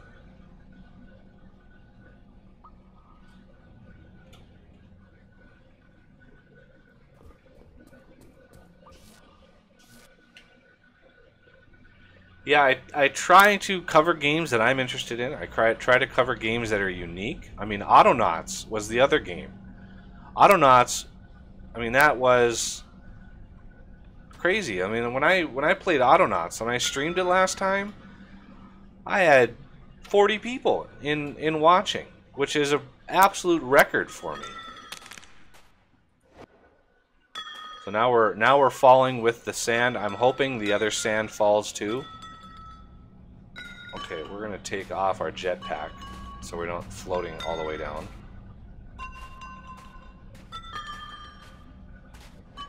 So this will fall all the way down.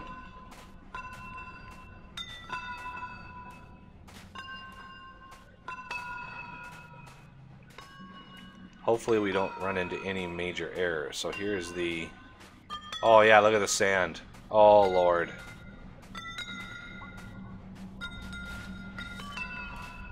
This is a lot of sand.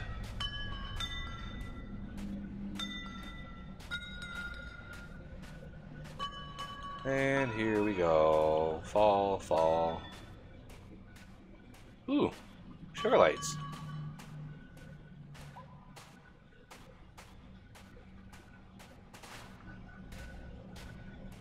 Who knows how awful this is going to be.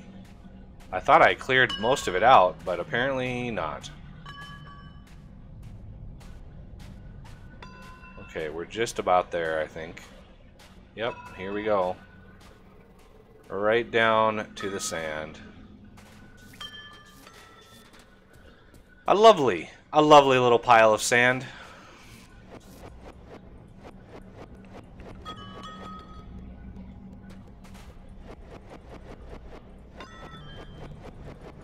And there are ways to take this out, but I can't really get to my excavator.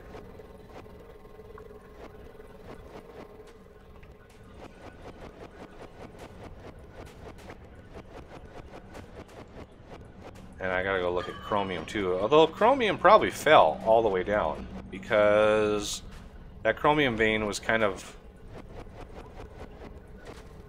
good like that.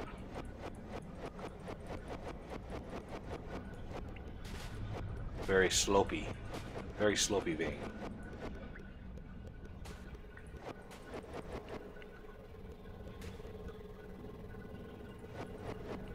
Yeah, I don't want to go for like bulk viewers. I want to go for people who are engaged and you know, are excited to be a part of a community, not just somebody who wants to watch videos on, you know, on something or other. You know, I rely on people. I rely on, you know, donations and Patreon to really cover my expenses, and I'm not even close to covering all my expenses. My family is very helpful and very understanding and very patient with me in trying to build up the channel. You know, the whole moving process was a big step, and there's a lot of faith shown in that, but I think the Patreon, you know, I can freely tell you guys that YouTube income from ads is not, you know, monthly income from ads right now is less than what my YouTube revenue is for the month. So YouTube money, not so much.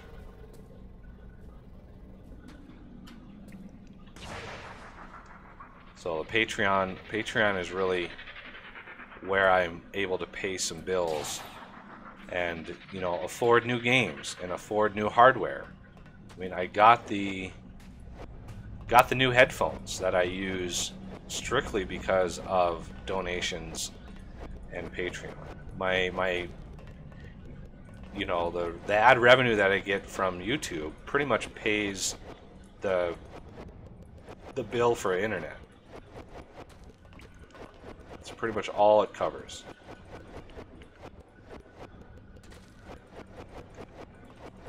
So the raw number of hours that I put into making these videos and producing these series, you know, a full-time job,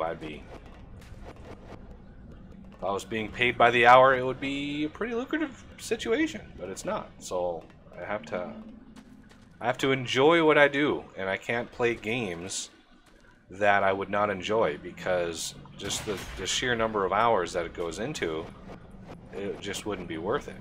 I would be too depressed. I would get burnt out. I mean, I can burn myself out at games that I do cover. I mean, last year when I was playing Factorial, I was doing it so much.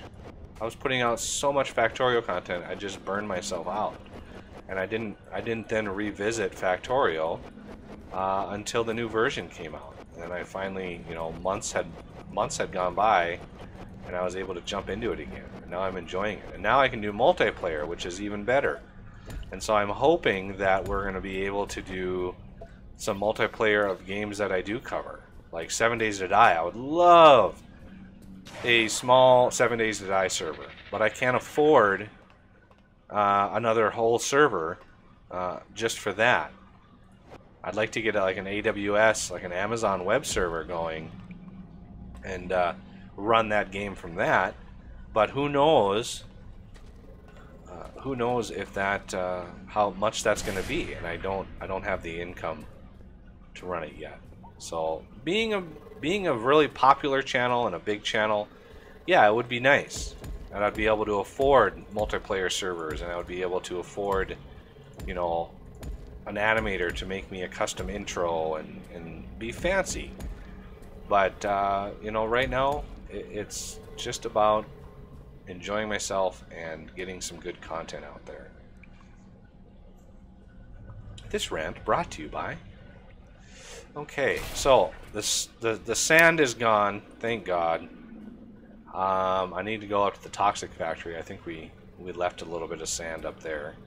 So I want to make sure those are still marked. Because we need to do a hard rock grinder and stuff. All right.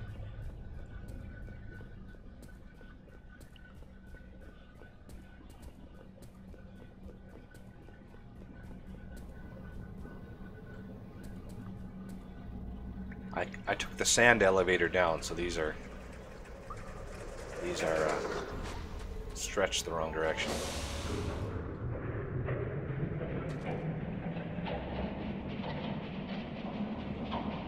Okay, let me look at chat.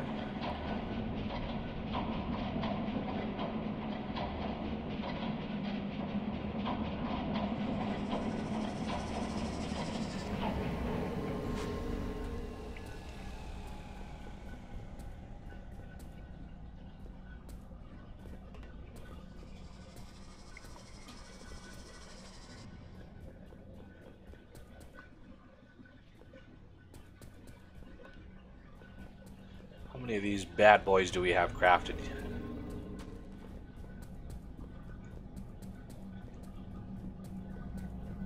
I'd like to get into another episode here. Two Mark V's crafted. And how many? Oh yeah. So all my ore is still flowing.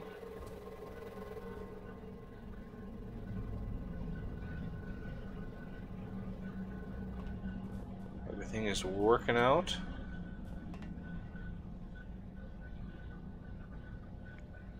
Took a lot of resources to prime this system. Look at that, this one's almost full. Look at that. She backed up. What are we waiting on then? Yeah, I might have to double this up. This is taking forever to burn through this. What are the Mark IIs? 50 and 50, yeah, that's why. Taking it forever. So I think I'm going to double this up.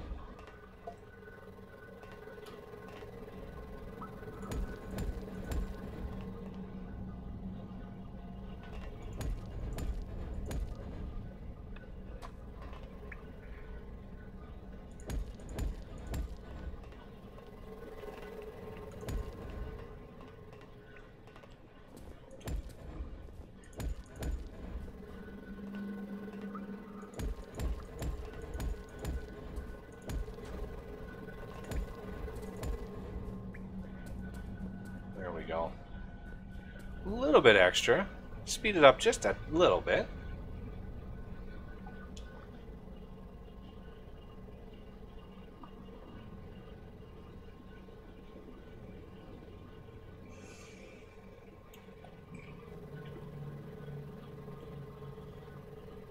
$100 per minute, so 200 per minute,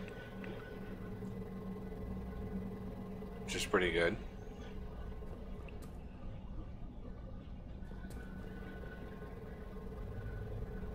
So that's essentially, what is that, 50 a piece? So 200 per minute, that would be 2 of those a minute.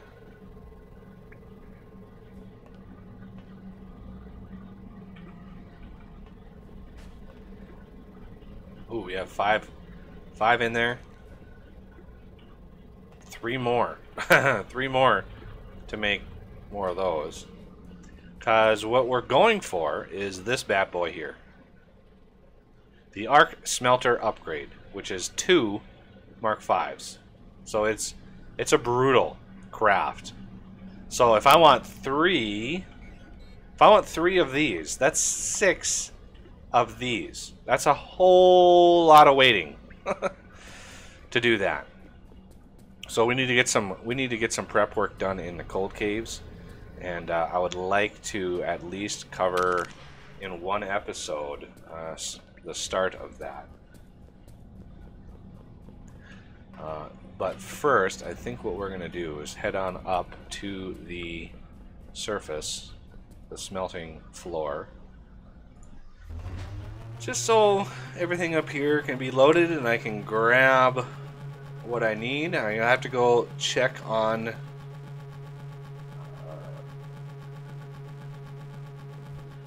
I need to check on my processed resin to make sure this area isn't full. This fills up pretty fast. Oh yeah, it's full already again.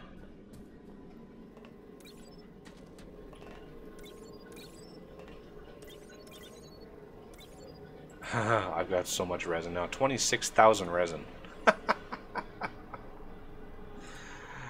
That's a lot of resin. Let's go down here. I might...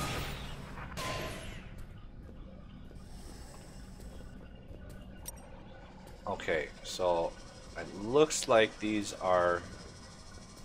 This might strip this out completely. If you catch it in time, see this thing tries to cover itself back up every time you load the game. It tries to put itself into a shell, and if you can strip it fast enough, you don't ever have to feed it, because it's constantly trying to encapsulate itself.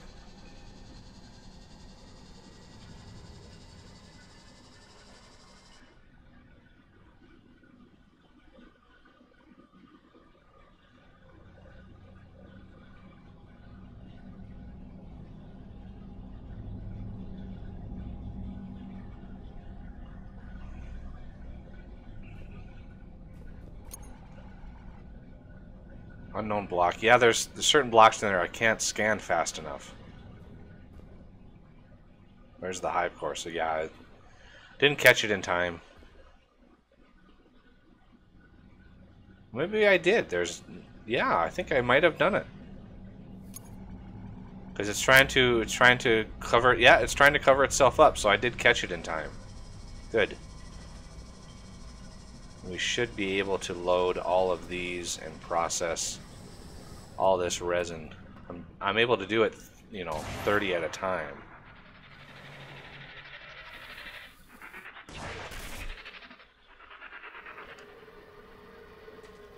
It's a lot of resin.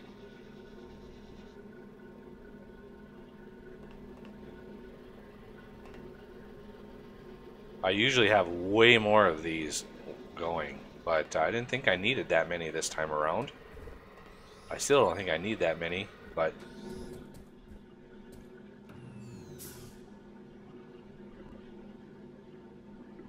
Yeah, getting a little low. Spend a lot of time on underground, and you're... No slimes are spawning up here.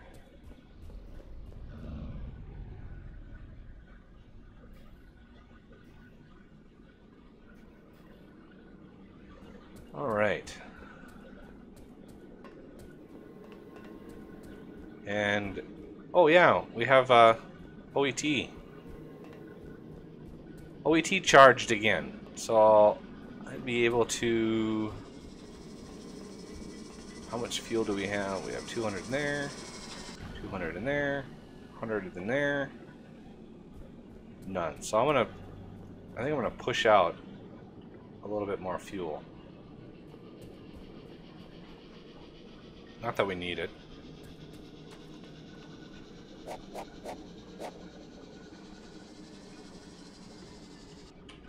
There we go. 50 more, just to have a little bit of backlog in there. Give them something to do. Threat is probably maxed, I'm guessing. Yep. It's amazing we haven't lost an attack, and I'm only using lasers to defend.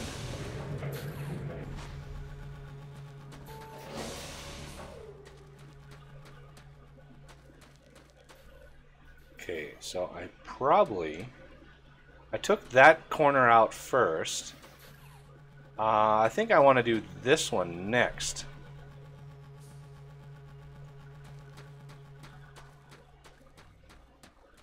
Which reminds me, if I took that corner out already, that means that I can move the beacons and stuff. I want this side to be where all my attacks are coming from. So this corner and this corner I want to take out wherever I can.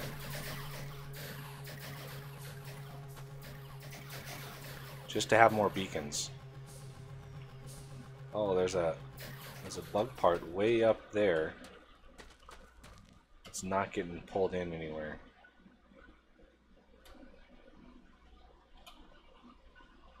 Can't see anything now. Or maybe it was the guy's eye. That could have been it too. Just looked like it was a bug part sitting up in the glow tube.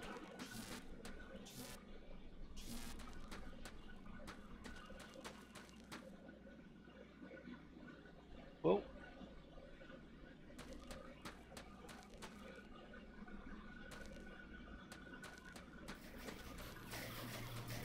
So many lasers.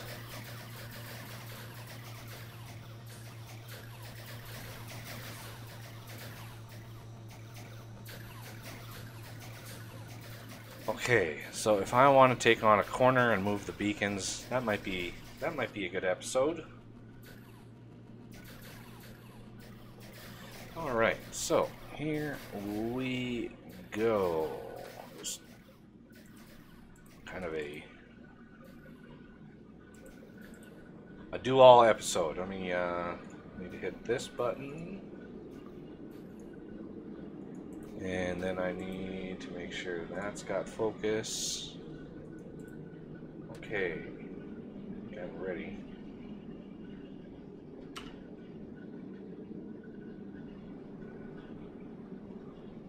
And welcome back to Flexible Games, where we are playing FortressCraft Evolved.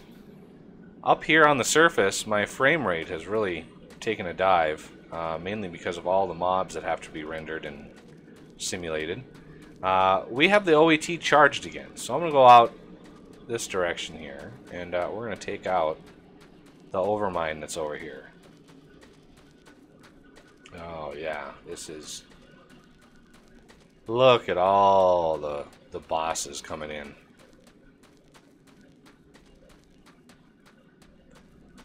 So I don't want to move too fast. I want to make sure the world loads in here. Avoid any major problems. Oh, look at the trench made. Whoa. Hello. Okay, I'm gonna turn my jetpack off. I don't need that going. Beware the worms, though. So be very careful when wandering around on soft resin, because worms will pop up and kill you so fast. But I want to make sure we grab all the organic rock we can before we obliterate this overmind here. There's a lot in there, but get too close and it'll kill you. So I don't want to get too close. Okay. The other thing we're going to want... Looks like the attack is now coming from this direction, unfortunately. I thought it was over there, but apparently a new attack just spawned, and now it's over here. So we're gonna still take this out. So right in here, and then E. Okay, the LOIC is on its way, and I remember that's the low orbit ion cannon. So thank you. Thank you to all the people over time who have reminded me that that's what that stands for. So yeah, this attack, unfortunately, can't really do much. Not really a good vantage point for this attack.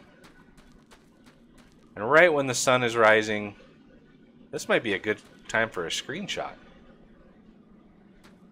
Let's try to get a nice cinematic screenshot in here. With the ion cannon, the bugs, and the overmind. Wait for it.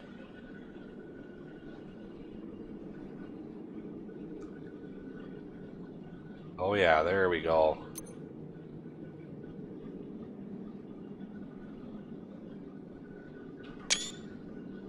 A little bright, but that's okay.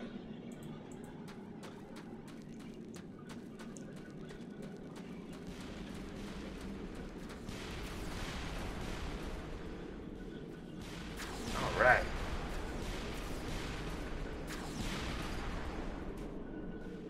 It stopped the attack in its tracks, that's for darn sure. Okay. Let's make sure when it's done, it's done. Okay, the LIC is moving back, so the tank is over. And what's left but a large crater.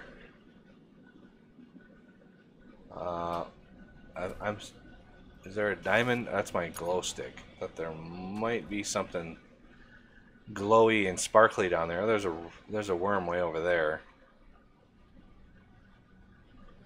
Yeah, the hitbox for that still exists, so we gotta watch ourselves around it. I've died once already, just trying to fly around that thing. Killed me in midair. Oh, there's some worms.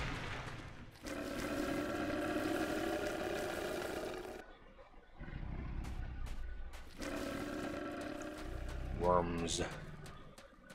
Wormses.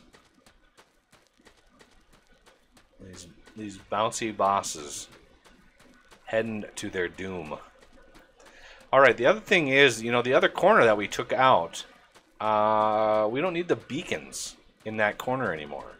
So I can actually move those beacons to be better used in other places. Same with this corner, although we still have a whole lot of bugs that need to get taken out there. But that other corner, way over there, that is where we can do some optimizations. So I think there's a few beacons over here that we can take care of. Yeah, definitely some over here that we can use. And then this one over here. And this will help, you know, just distribute stuff a little bit faster. Make more and more Falcors work at the same time rather than just sit idle. Okay. I think that's all of them. What is that glowy thing there? Oh, that was a few parts, a few bug parts were sitting there. I think that's all. I think that's everything. So as you can see, we got a whole lot of unfriendlies coming in over here. I think we're going to be able to. Let's go to. Well, I'm never sure which tab to use. I think this one is probably our best bet. We have beacons, batteries. Oh, let's use it. Let's use this one. So I need to put beacons in here, and there they are. So we got lots of lasers. Stop. When they stay on like that, unless he's changed it recently, when they stay on like that, it's kind of a problem. Because they will consume power constantly when they stay on like that. So I don't know what causes that bug, but it's kind of annoying. And I want to put one. We got that one there and that one there. I want to put one over here. Do I want one over here, or I want one a little closer? Like right in here is probably a good spot.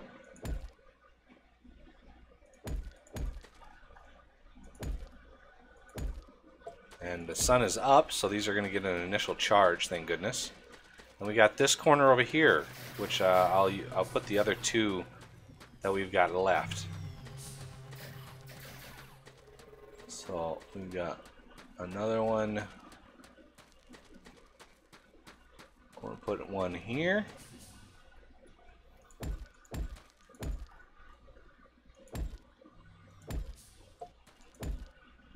And then let's see.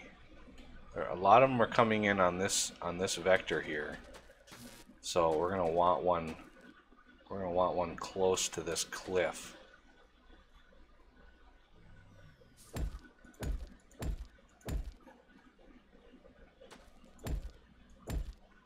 There we go. That should be good. Any that drop down there, we should be able to grab, and if they fan out at all, we should be able to capture them. Plus, we've got whatever beacons over there. Once that corner is finally cleared, we'll be able to manage that. But yeah, trying to use as many of these Falcors at the same time as possible with all those new beacons. So now the OET is charging again. Once the OET is charged the next time, I don't think we're gonna need to charge it again for a while. Wow, there's already 1,000 of those, 1,000 stingers. Pristine faceted eye, perfect faceted eye, and massive. Oh, that's nice. We've got 1,000. We have 2,200. Probably 2,800 eyes, plus the massive amount of recombined matter that we've got actually going. Do I have any of that on me? I might have to grab what we've got. Plus, let's drop some organics. There we go. Free up a little bit of inventory. And yeah, I think I'm going to grab the recombined organics that we've got, just because that's going to build up. And if that backs up, if this backs up completely, you'll start getting a whole lot of spoiled remains, and we don't want that. Spoilage is not an option. Okay, the next thing we're going to want is a little platform for future smelting of the T4 ores. We need to use arc smelters initially, so we're going to need a platform, and I think if we use, I mean, we could use an induction charger, of course.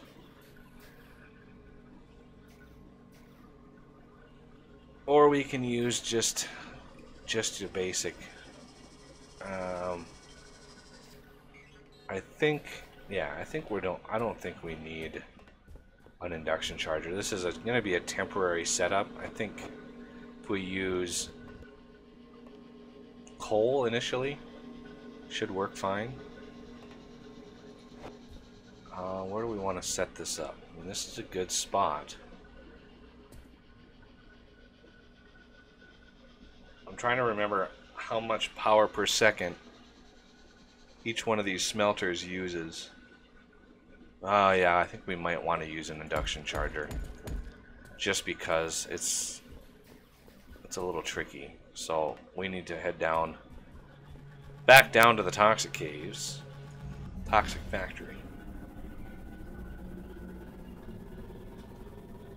and build some stuff up here.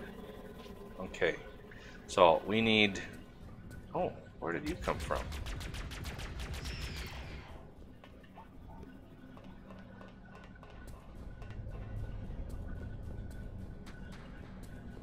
Okay, so the Mark II.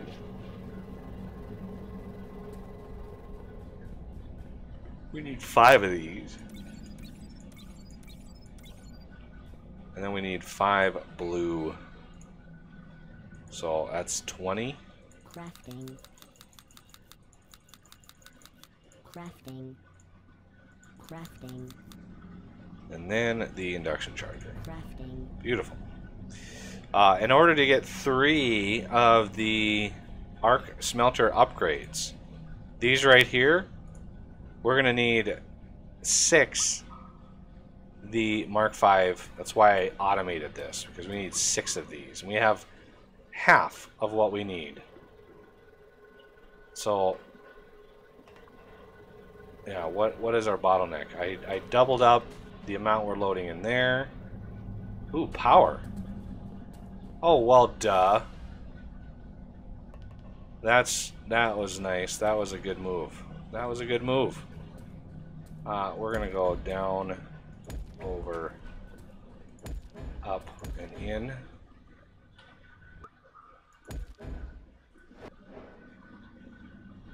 Oh, I'm glad I caught that. That would have been a shame.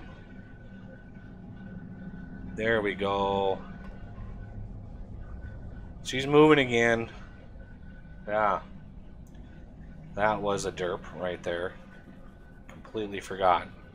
You'd think, you know, being clear and everything, the laser would be able to go through those, but no. Not so much. So yeah, we need to get back up to the smelting floor.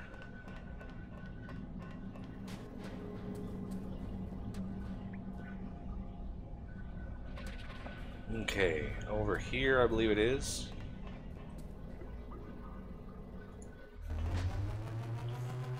So yeah, I'm thinking these are going to be pretty power hungry. If I remember right, they require quite a lot of power.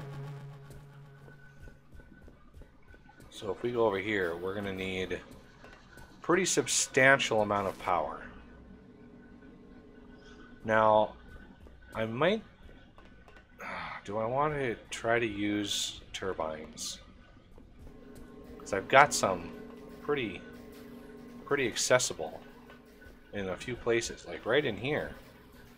I could put 3 lasers in here, beam them over here, and use the power. Okay, so if those 3 are pointing right in here, I want to put in 1, 2, 3, 4, 5, 2, 3, 4, 5. Again, this is a temporary setup for those arc smelters. So, if I want to do this,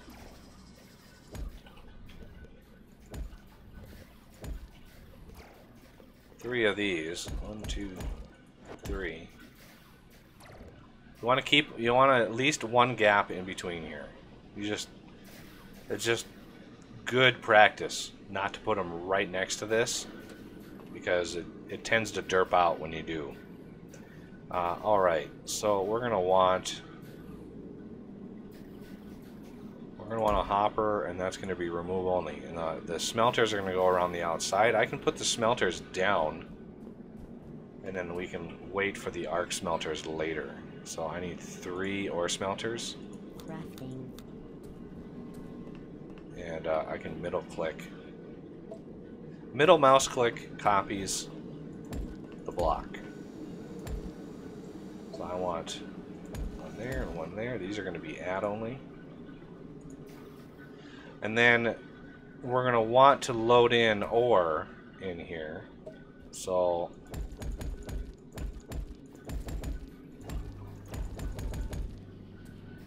a lot of ore, in fact. Because each of those hard rock grinders gives us 2,000 ore.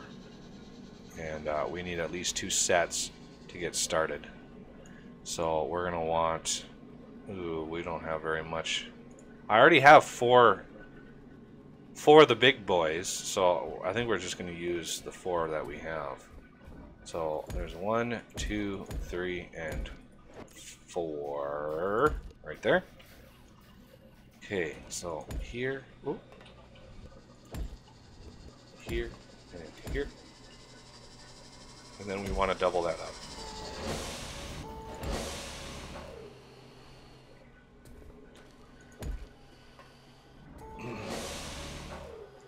And then to load it, not sure. It would have been better to have this out like this. and then the hopper here, because then I could load it in from the bottom.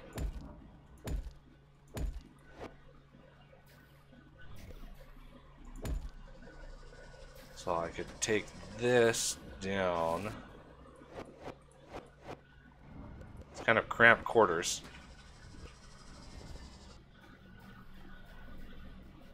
But back off here. There we go. And I can even merge these in too to make sure we get full throughput on that. And then one more like so. Right in through there, and Bob's your uncle. So the setup is now ready for plenty of ore. Because you want to be able to move stuff really fast.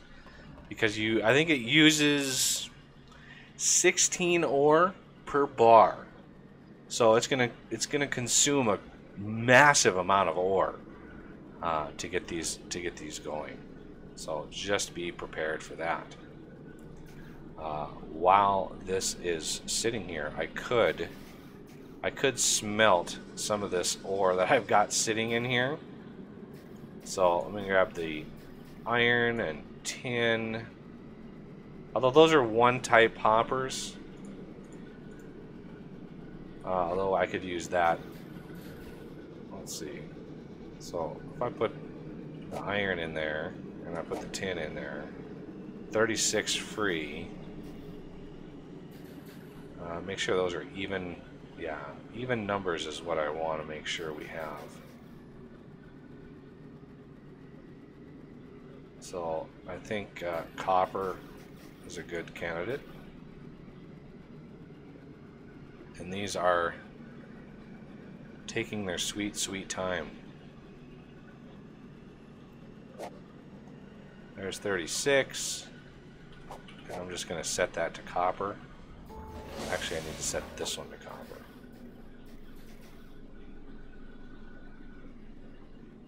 Are those not moving?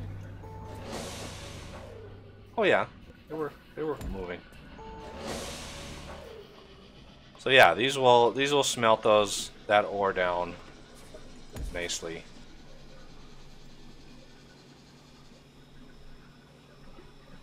Get some of that stuff out of this crate system that I've got here, and let's take a look at what it's going to take to make the hard rock grinders now.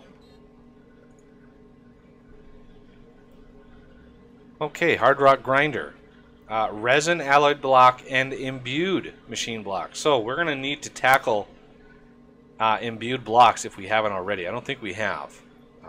So now that we have them unlocked, we are going to need them. I'm going to have to go down to the toxic caves to see if we actually have them. We might have them already, because I know we were going to need a lot of them. So yeah, we need the hard rock grinders. We need 4 of these, which is 12 crafts, because it's 3 crafts for each one. You need 9 of these blocks, and you only get 3 when you craft them. So we're gonna need a ton of alloyed and imbued blocks. So stay tuned for that. Anyway, that'll do it for this episode, and I thank you for watching, and I will see you next time. Alrighty. I need to get this up. Hey Diego, how's it going? Sorry, I was recording an episode, and I needed to focus on that. I can't look at chat when I'm doing that. And I need to go to the bathroom really bad, so I'll be right back.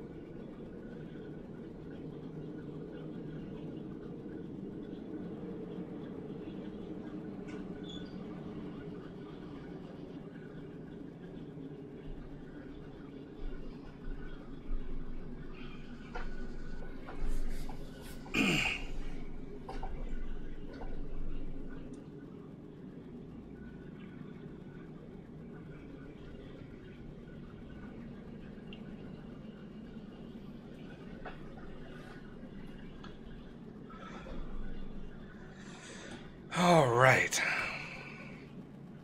Hey, Michael.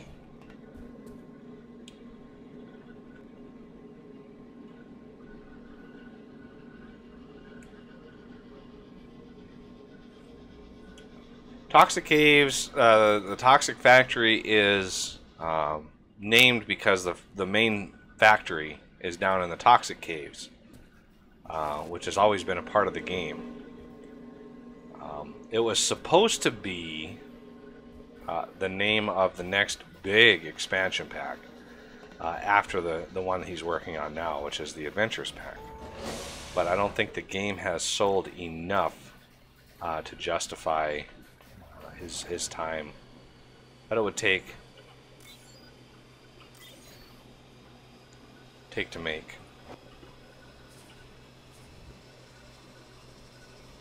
So yeah, unfortunately, the Toxic Factory expansion will probably never happen, unless, of course, the game suddenly sells, you know, 1 million copies, which, you know, obviously is unlikely. But it would be cool to see the game succeed on that level. Look at that, we're already 50% charged with our third charge. Okay, so sun's coming back up.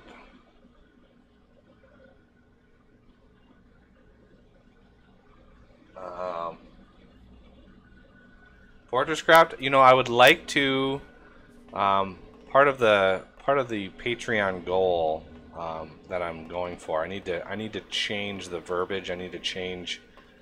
Oh yeah, this is my construction page setup for the person that was asking about that earlier.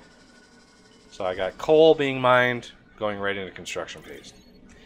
Anyway, I need to change the verbiage on the Patreon page for the goal, which you know, right now the goal is that I move, and obviously I was able to move before I hit that goal, but now it's a matter of paying the bills, and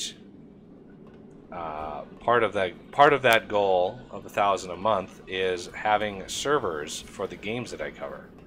So I would love to have a 7 Days to Die server, a Factorio server, and a FortressCraft server. I think that would be really nice for multiplayer streams. But that's going to cost quite a lot of money, because I can't really do a whole lot of serving while I'm trying to stream, especially when it comes to like 7 Days to Die. Oh, that game, such a resource hog. So I need an external server, something that everybody can connect to, but it's protected enough where you don't get griefers in there destroying everything. You know, I never did finish tin. I still have 2 smelters to add to tin here. Oh yeah, they're over here. That's why I didn't add them in. Because I have this huge tin vein right here that I'm working on. Still, this is... How far into the game are we? And we're still on this tin right here? It's got to be running out. Yeah. It's slowly getting depleted. Where am I located in the world? On the surface. No, I'm in the U.S.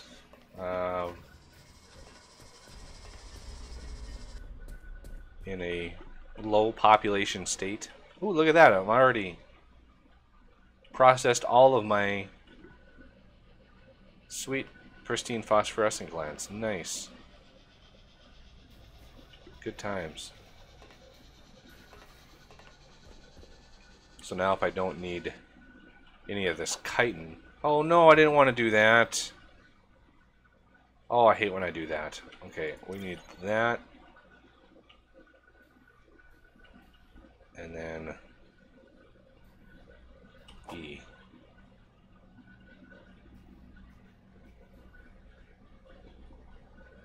Right? Pristine heavy chitin. Yep, that's right. Be careful hitting your keys around your filters.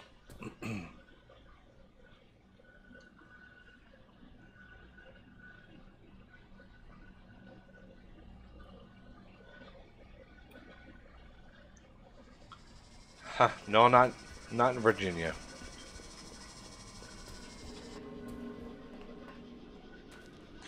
Okay, so we need to wait for those Mark 5 forced inductions to finish before we can work on this. But we need to do hard rock grinder, so let's go down and see if we have imbued blocks done. If not, that's going to be the next episode. So we're going to head down to the Toxic Factory.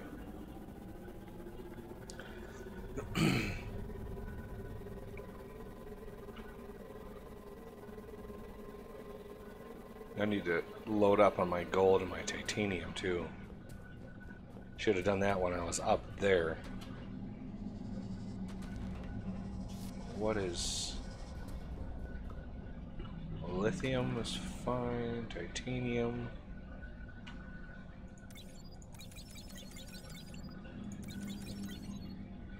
Okay, and gold. That's copper. Wasn't gold over here? Yeah, this was gold.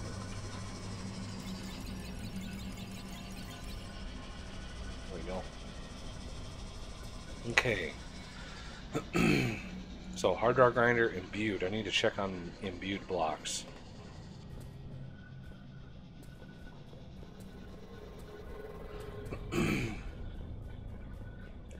The one key to that is whether or not I'm using... Yeah, see, I'm not using my Mark 5s anywhere, which clues me in that I'm not making imbued blocks. I have the imbued assembler, don't I? Imbued machine block assembler. Yep. So it's advanced machine block. Where do I... crafting those...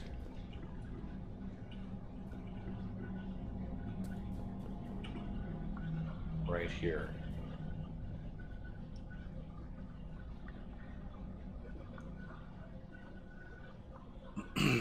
Okay, so here we go with another episode.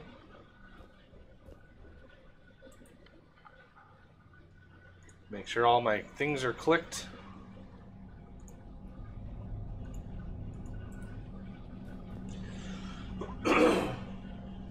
Excuse me. Here we go.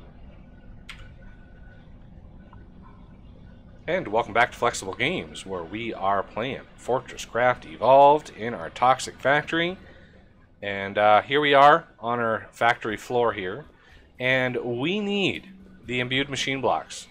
Right here, imbued machine block assembler, which uses advanced machine blocks and the power boosters right there. So here are the advanced machine blocks, and there are the power boosters. Well, I think the imbued machine block assembler will be perfect right in between the two. Because it takes those and it takes those and it merges them in, and there you go. That's what it is. So we have, let's say that is going to be right here. It's going to be those. And then the machine block assembler will be, let's see how much power it needs first before we make any final. Okay, oh, 15 power per second. Okay, we're fine with that. And it requires 2 advanced machine blocks. Well, we're going to have those come in from there, and then a power booster coming in from there. So this is going to be remove. This is going to be remove, and then we're going to want a lot of these. If memory serves, sometimes it doesn't, but the imbued blocks are the base of pretty much everything in the Frozen Factory. We have alloyed and we have imbued. I think imbued is really the bread and butter. of all of that, so we're going to want a lot of these. So I'm going to craft 1, 2, 3, 4. 1, 2, 3, 4. 1, 2, 3, 4. We can't do the 3,000 or the 5,000, obviously, because we don't have any of the T4 ores. But also, to keep in mind that we can't set the the filter on this until we get on the 2,000 slot, until we get a couple of them.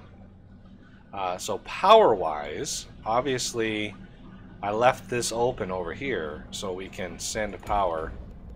Actually, let's just continue our setup. There we go. And that should fill up the 500 power and then fill up the battery, and then we're good to go. So, moving the advanced machine blocks, we're gonna just get it direct from the source. That's why I have a 2,000 slot hopper here as well. I want to make sure we have lots of them to push in.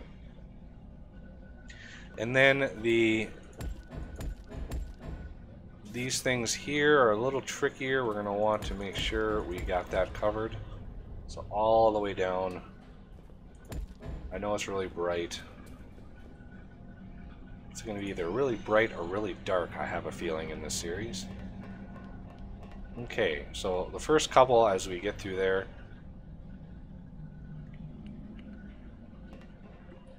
make sure that's removed. That's remove. Let's add.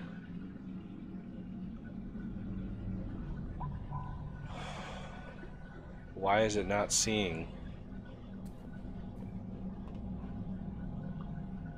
Why is it not seeing that hopper?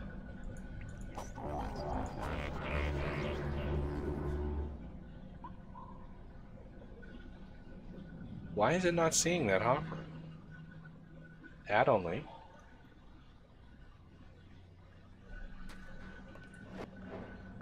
Do I need a conveyor out? I guess I do.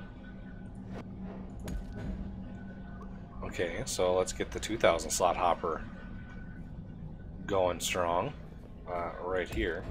And we're going to want to set that filter to the imbued machine block, which is kind of a glowy blue.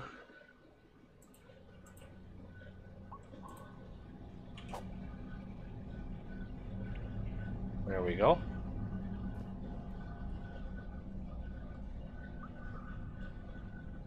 Ooh, I think I know why. It makes 3 at a time. That's why. So we're going to want a lot of these in storage. So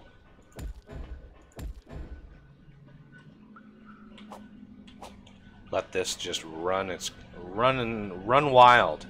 So this uses copper, and then it uses nickel, iron, and lithium. That's basically what all these use. And not even a whole lot of nickel.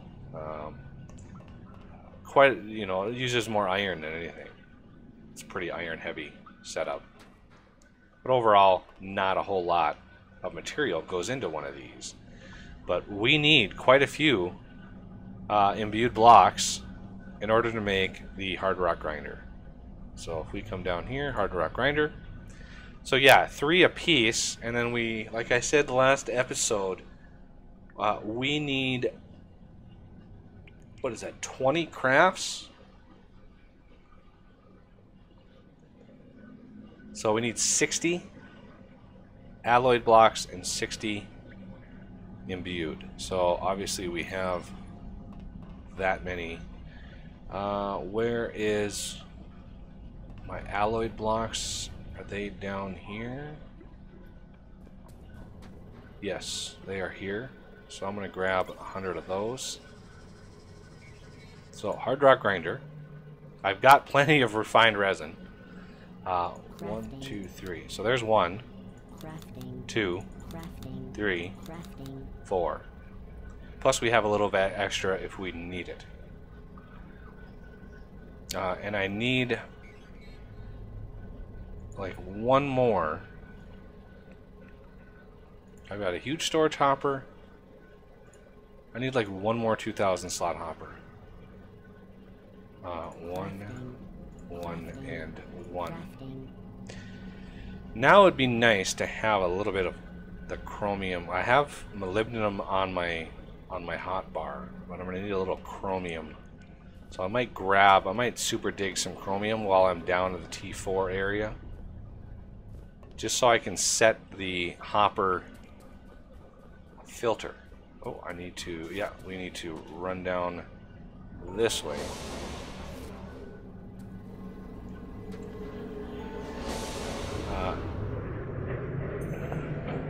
Because this is one of those things, you know, normally ore only stacks to 150. So when you load in, say, 2,000 ore, oh, it does it again. It's going to float my way down. I hate when I fall through the thing. Really, really hate that. Okay. So we need, the hard rock grinder actually uses quite a bit of power. So we're going to first try it out over here.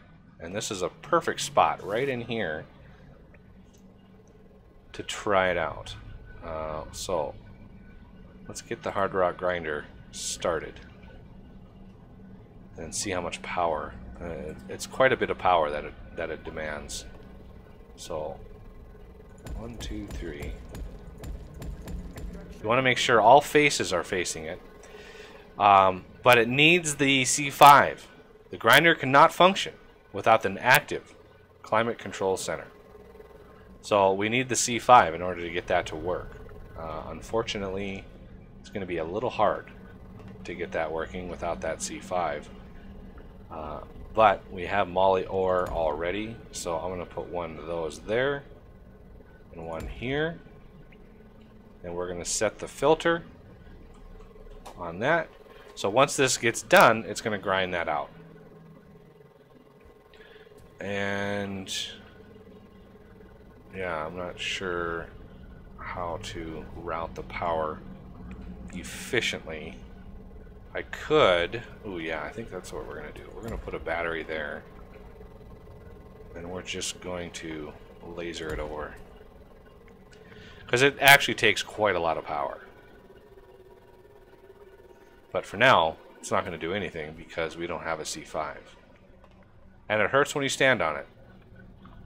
At least when it's running, it hurts. So be wary, it will damage you. Okay, so chrome is the next one. Oh, of course. Let's just float our way up there. Whee! Okay, so right in here, I need a little chrome on me, so I'm gonna dig that one out, and that way I can throw it right on here. So the hard rock grinder on this side. I mean, it's the same deal. We won't be able to run it without the C5. But I want to get these set up so the second that C5 is in place, you know, these will start, so we don't lose any time at all. Set that to chrome, because these spit out 2,048 ore. Well, that's 2,200, so there's enough storage there. And the great thing about this setup is, with a 2,000 slot hopper, you can take the ore out of that hopper, and it's one stack of 2,000 rather than multiple stacks of 150 each. It's a little trick using the good hoppers. So if you have inventory troubles trying to move that ore, because you don't want to leave, if you leave the game with this that's not full, so if this is waiting to empty out and you leave the game and you come back in, you will lose that ore. For reasons. No, I don't have any of that ore on me. Okay, so these are ready. Oh, I need to do power. So let's get back up there. Okay, so I should be able to just use the same power setup. And I might want to start moving more power over here. So let's go figure out how to move power, how to move more power down here. Because we've got the lasers already coming down. And I think it's just a matter of getting the lenses to send more power down here. And to do that, we're going to need some massive eyes.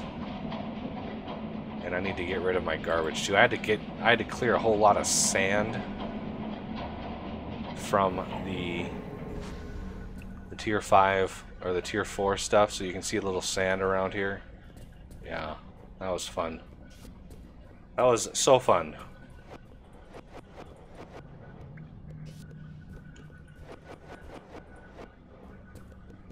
Okay, well, with that sand in my inventory, let's go dump that in my system over here.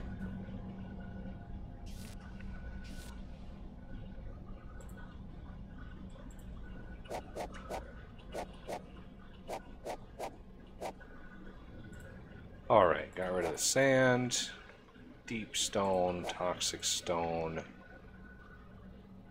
I think that's good. Okay, now we need to buzz up to the surface and grab a bunch of lenses, or at least craft a bunch from massive eyes, because those give really good returns. So massive eyes, we got plenty. So I'm gonna make 100 of them. I should already have them. Laser transmission, exceptional, 250%. Crafting. So there's 100 exceptional organic lenses ready to go. We're gonna want to send a lot more power down to the smelting, or at least the hard rock grinders. Okay, so let's find the laser that we're sending power to. So this laser here, we want to set this one down here. We want to set this one. So you can see 320 to 1120. Beautiful amount.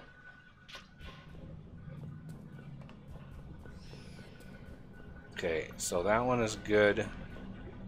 That one is good. Now the really tough ones, because these are all kind of hidden back in here. So we needed one here, we need one here, and there's probably one under here that we need to set. And now it's just a matter of setting them as we go down. So I think that one's set. Yep, that one's set. So the next one, set this one. That one's done. Now we can reach this one.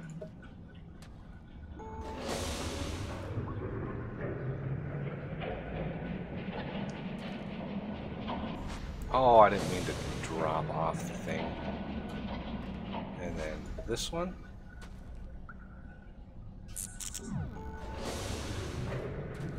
Okay, now that those are done, now we've got a ton of power coming right down here. Now we need to move it sideways and over and around. This is why I made so many of these. It's because I wasn't sure exactly how many we're going to use. Plus, it doesn't hurt to have a few extra for other places. So one in here.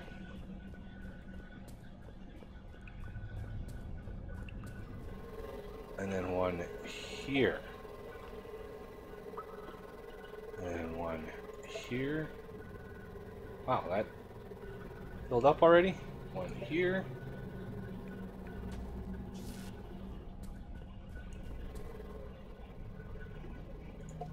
Make sure that one has one. .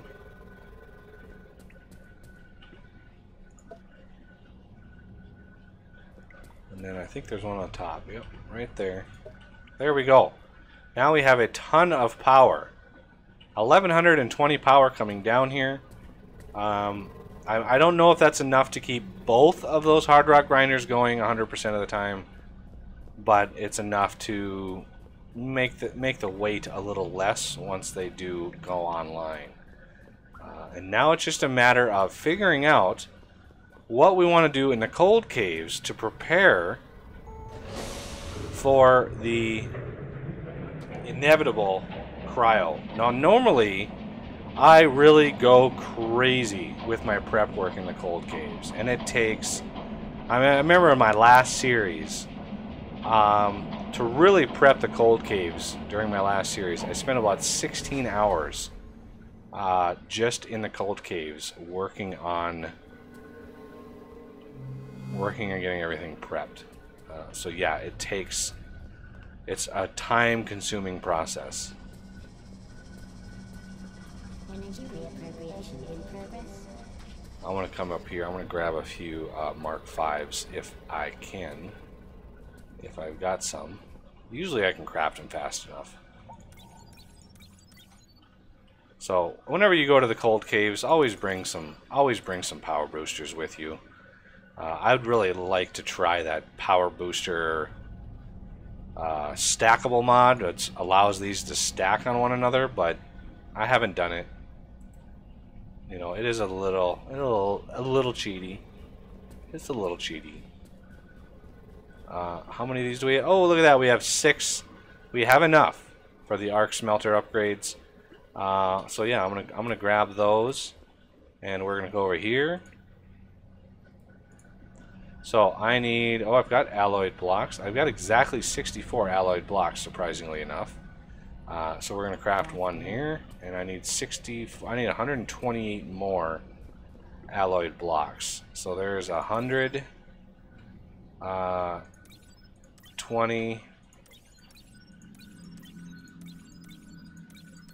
128. I don't want them to clutter up my inventory.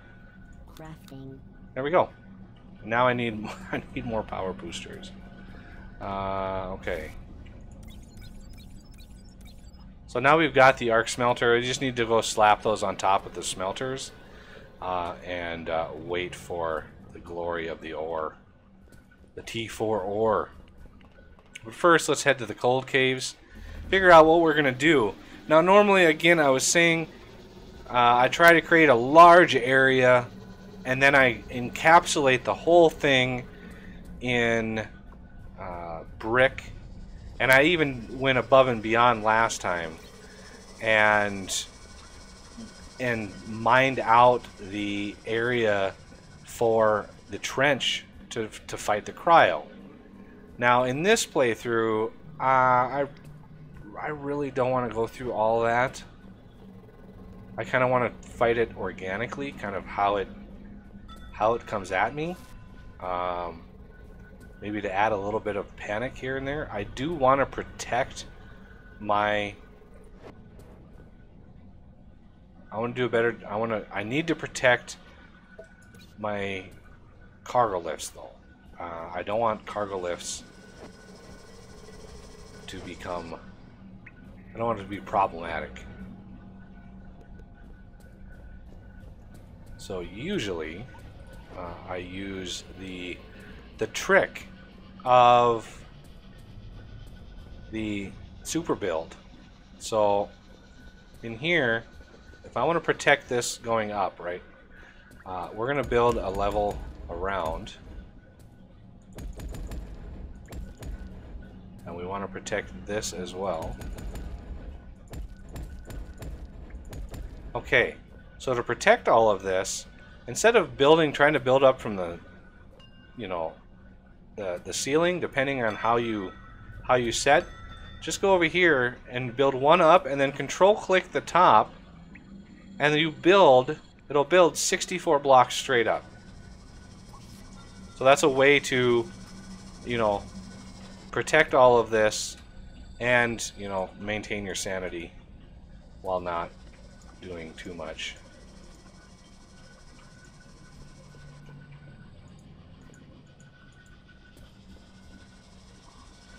It's a lot of blocks too. I mean, it's a significant number of blocks going up. Part of me wishes that there was a way to do it going down too, but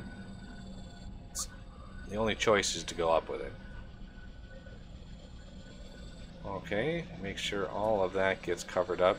And this protects the cargo lifts from cryo, because the cryo will just go around it, because there's plenty. I mean, if you boxed it in and it butted up against the wall, it would eventually break through. If it can't find a way to get through, it will eventually bust through. But otherwise, works really, really well to box that in. So you just do that around all of your cargo lifts, and you shouldn't ever get cryoplasm leaking into those lifts. And there it is. So now I just need to do it a few more times. Yeah, just a few more times. All these cargo lifts need to be protected. Not sure what to do about this setup yet, but need to plan for every contingency. And make sure you don't leave a corner. Because if you do this, if you leave that corner open, cryo can slip through there. So, you know, cover everything up. Make sure it's all well and good. Even to the point of making sure it's all the reinforced.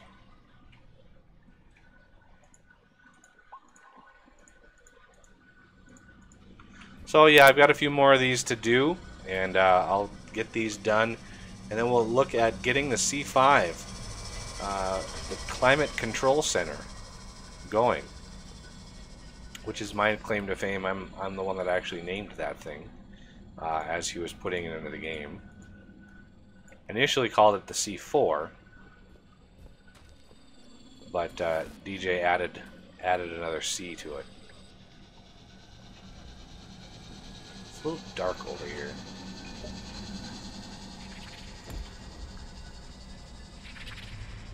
Oh, yeah, I see you.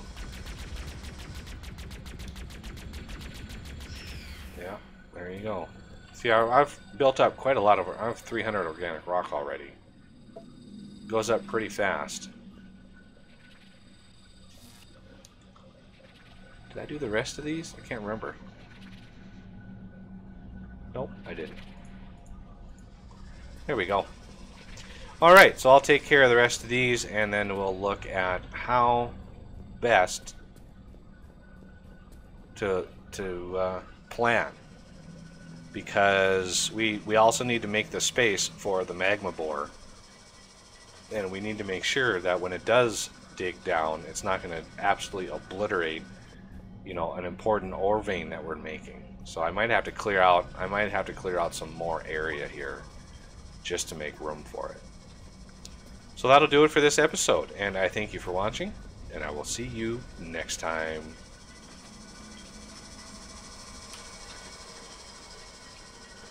All right, another episode in the can.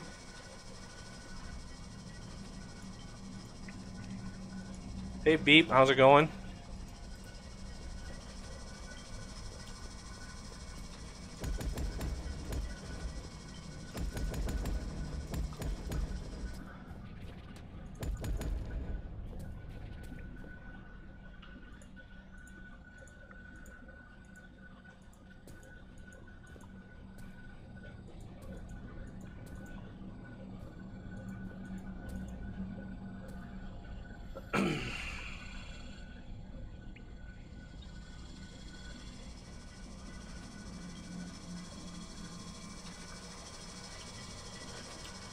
Hey Thomas.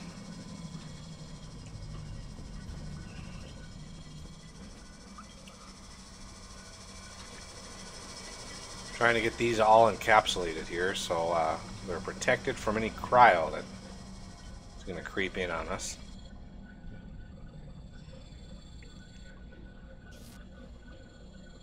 Just want to make sure they do it right.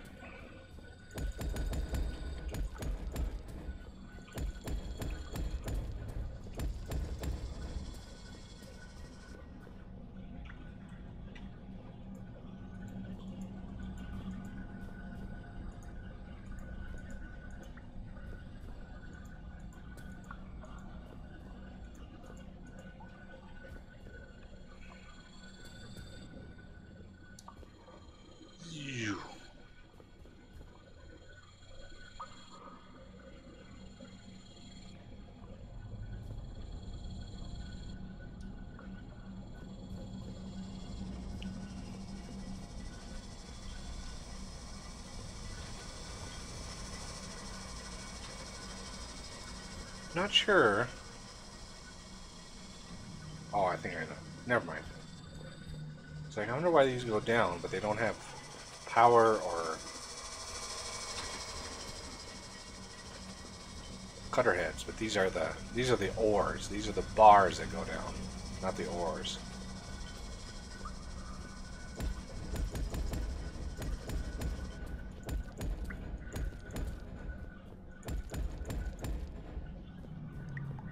Ooh, this one's gonna be tricky.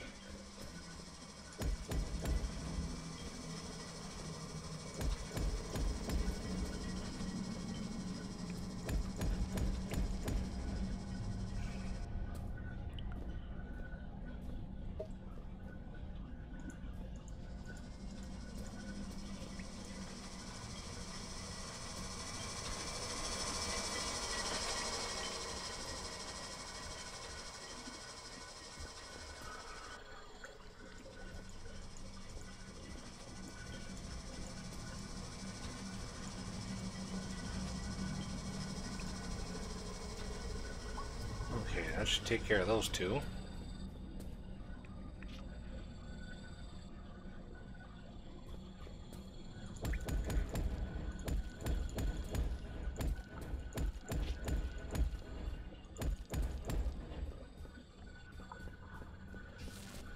Oh, this one's interesting.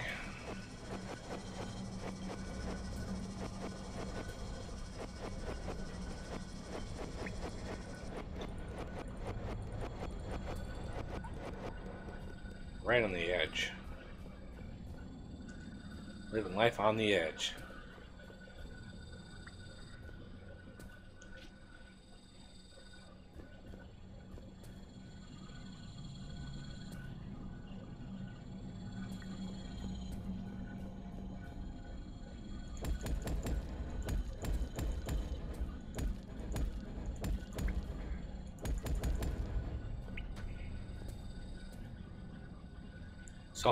So many cargo lifts. This is way more than I have ever used.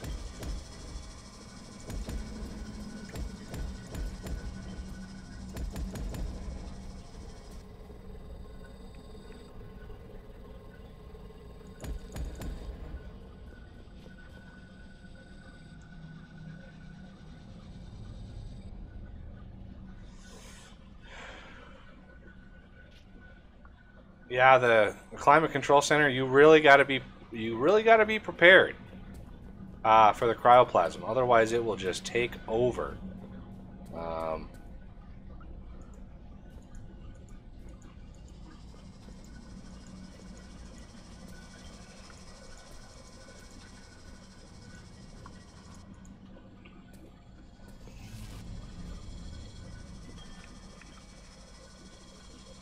This should encapsulate that nicely. Now we need to work on this one. Whoa.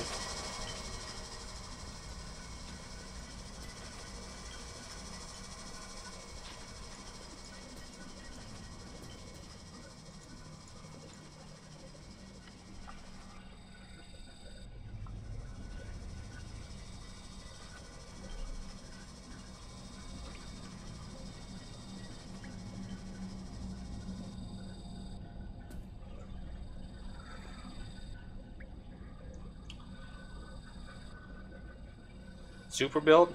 It's taking long because it's going up 64 blocks. It's a maximum distance. So it's building from 64 blocks up all the way down on each one of these. So it just takes a while.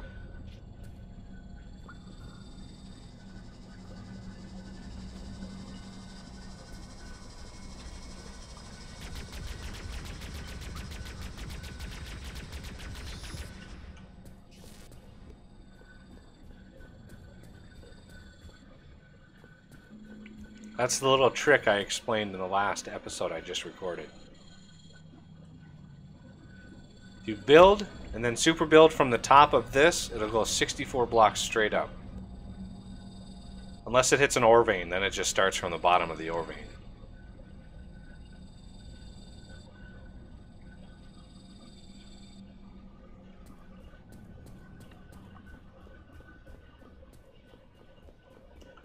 Okay, now I need to do this one.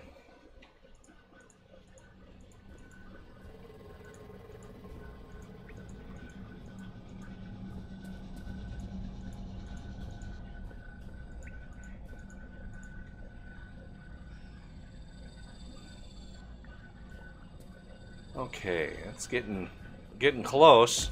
There's just so many of these.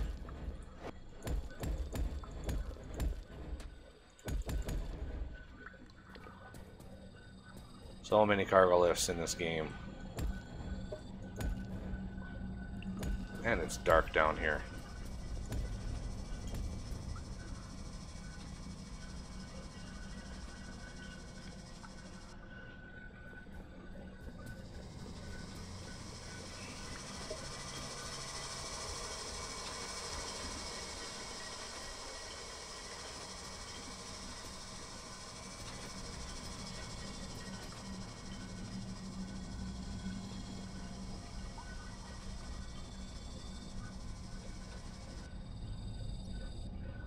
And then the corner. Yay, the corner is done.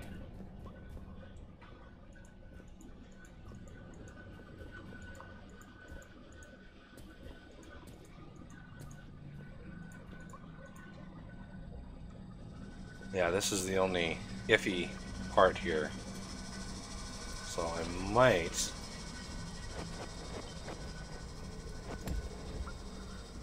want to change this up. I don't really use the lift anymore. Just because I've got the teleporters.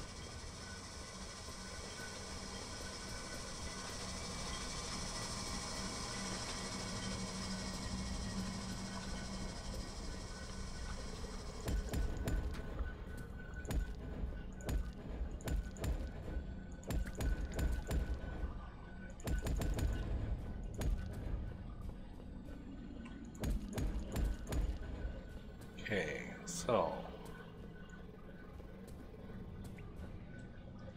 Alright.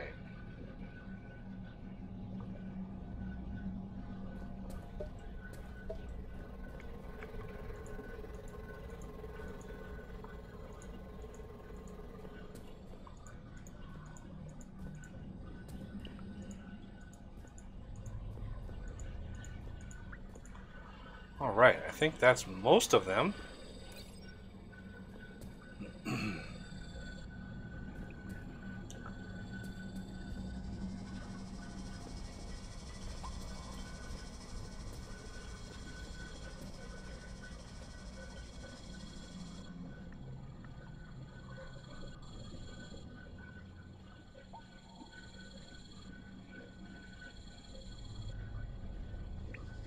Tears from Heaven.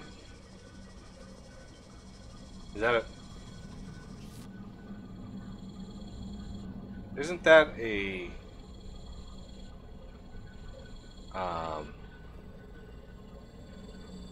Eric Clapton song?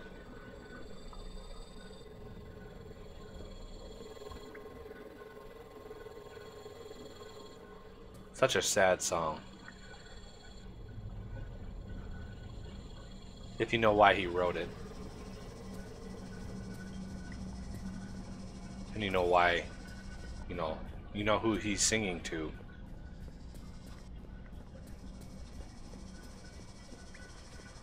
Oh, Tears in Heaven. Okay, so I need 1, 2, 3, 4. 4.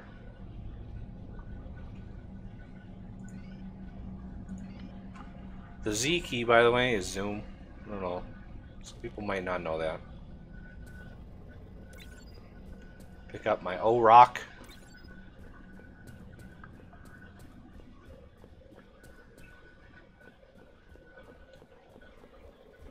Ooh, more O-Rock. Thank you.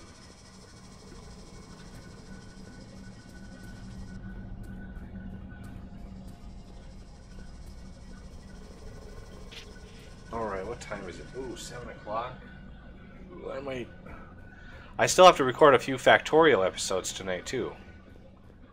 Because I don't have any Factorio for tomorrow either. So I'm out of Factorio and out of FortressCraft. So this is why I've been recording. The march of the slime. Wow, that's a long way. That's a long way down. Okay, so I want to set up a perimeter right out here.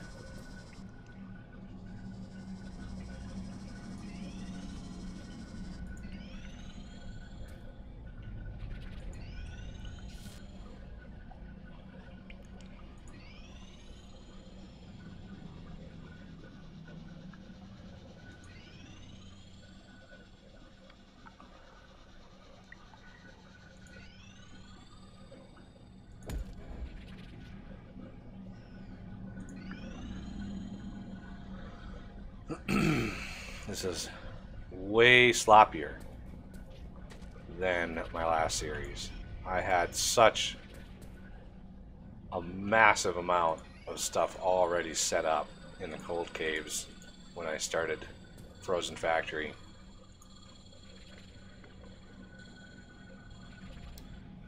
I need a perimeter. Need some walls. Walls will stop the cryo for a short time.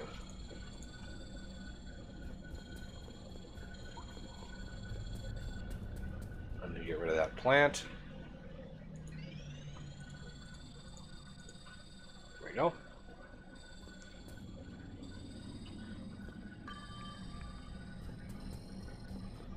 Okay, so the other end we're going to go right in through here.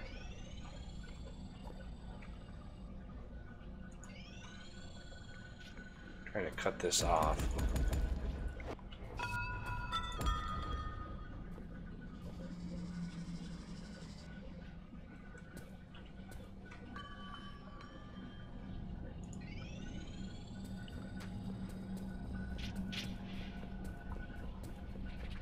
This plant taken out from the other side.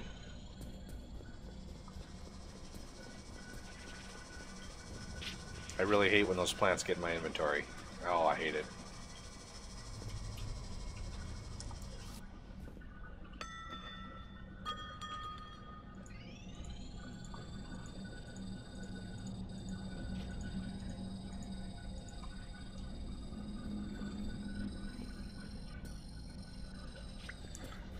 Alright, so here is another set. I want to get some lights over here. Not sure where the C5 is going to go yet, but this is going to be a really gnarly setup for what I'm using it for.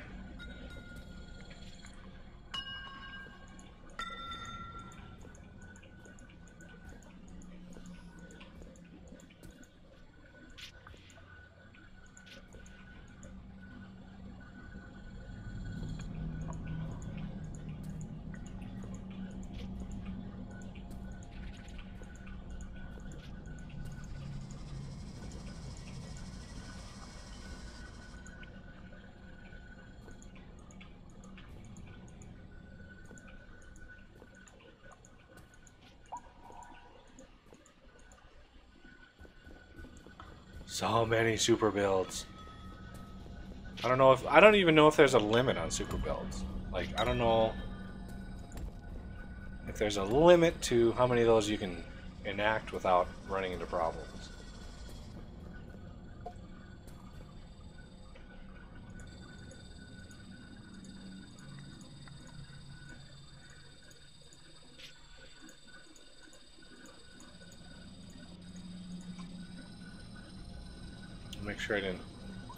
Make sure you don't super build through your cargo lifts. That's a bad thing to have happen. So right in through here, right beside it.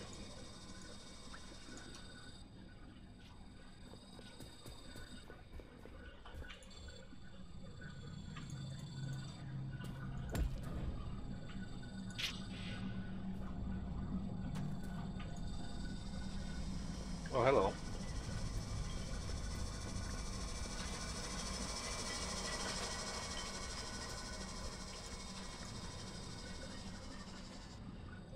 Hi, Canadian man. How's it going?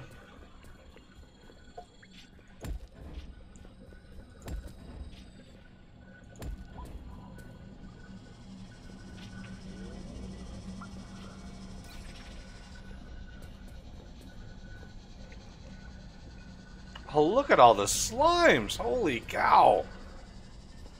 There must be a ton of titanium ore down there.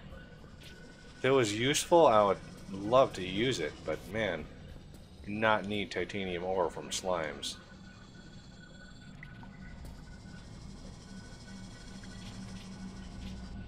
Oh, how much? Used a lot. This process uses just tens of thousands of construction paste. It's crazy. That's my old. That's my old pit. Right there. It's the old way that I was moving in and out of the cold caves. It seems like ancient history.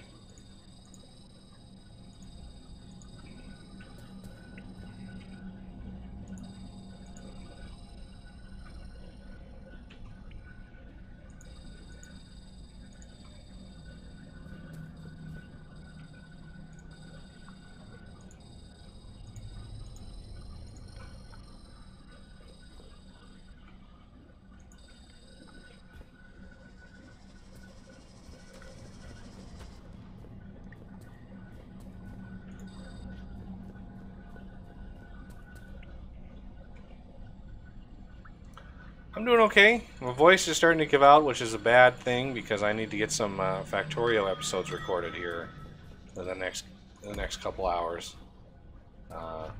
So yeah, I need to get that going.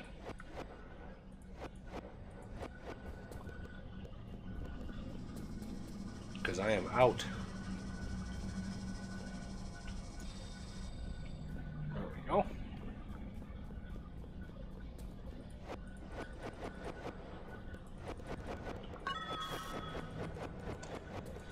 So I might only be able to record a couple of the Factorio episodes and call it a night because I don't want my voice to give out. As long as I get like a couple days worth, then I'll be able to relax a little bit. But when I run out of videos, it's tough. I spent yesterday recording 7 Days to Die, and then on the previous day I recorded the Stone Hearth, the start of that Stone Hearth series. So I knew I had a lot of work to do in FortressCraft and not a whole lot of time to record. I'd like to get, 6 or 7 episodes recorded per session, but a lot of times I don't get that many, and kind of puts me in panic mode. That's why I haven't been able to stream as much as I'd like, because I haven't been getting as many episodes recorded. The slimes in the cold caves, the blue ones, they drop titanium ore when they die. Just like the green slimes in the toxic caves, they drop biomass. And there are gold slimes, even deeper, that drop fluid magma. What? Stupid critter.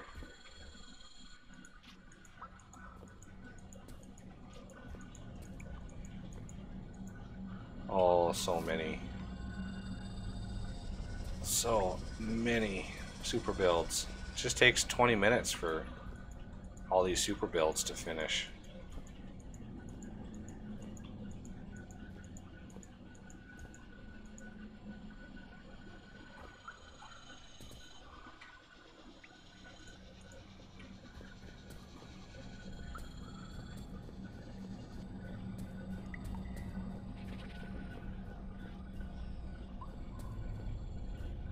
That's a lot of super builds around that have to get done.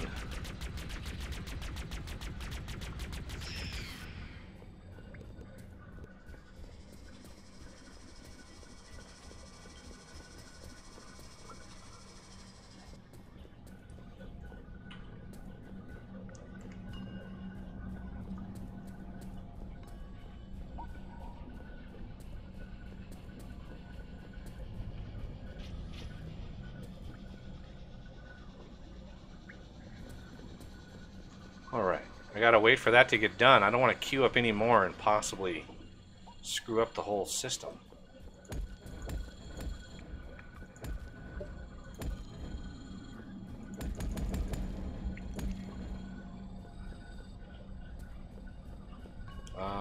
Yeah, I need to clear this out. 1, 2, 3, 4, 5, 6, 7, 8, 9, 10, 11, 12, 13, 14.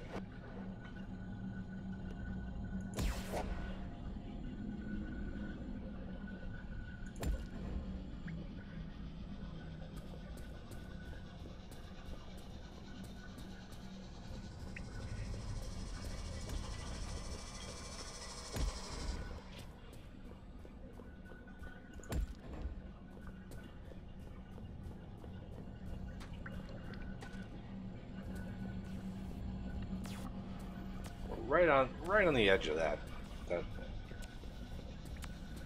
And can I clear ore out of this? I can't. It's unfortunate. Oh wow! That just drops off. Looks like I got some rubies down there.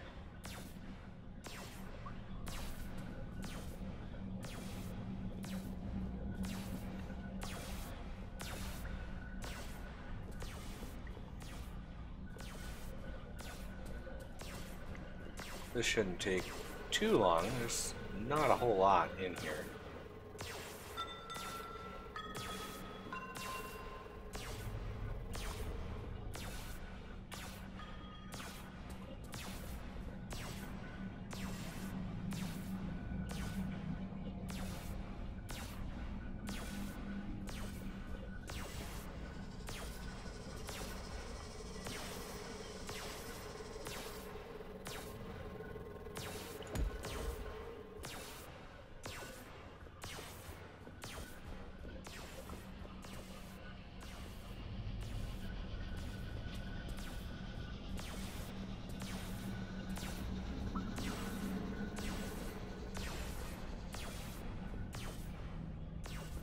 Okay, super builds almost? No, super builds are not done yet.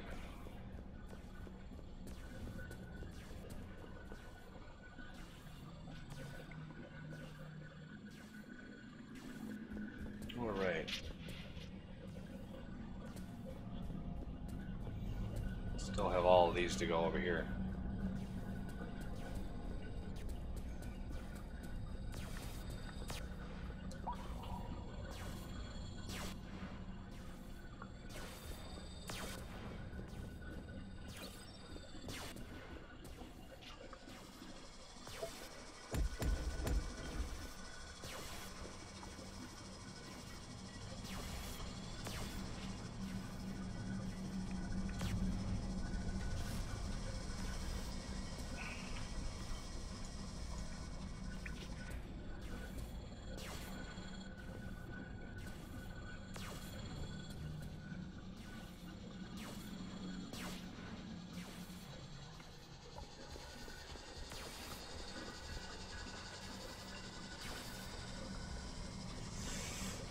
This is the trick to giving yourself more time when you start the Frozen Factory stuff. Just box in your whole base, and you know it'll take a while for the cryo to find you. It will eventually find you, and it will eventually break through the walls, but it slows it way down. Way, way, way, way down.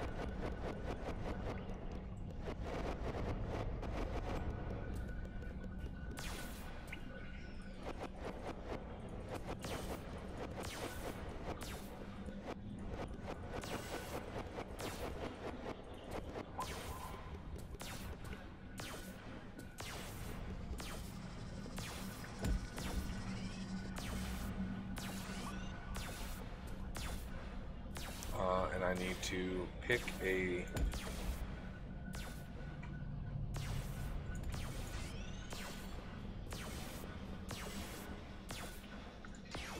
Oh.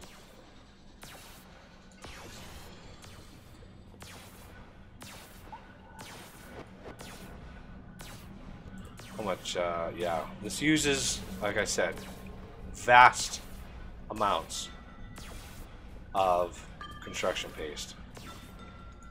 Because every single one of these is 64 blocks. So depending on what recipe set you're using, even if you're using my recipe set, that's 64 construction paste for every column that you put down. I shouldn't put these in here just yet.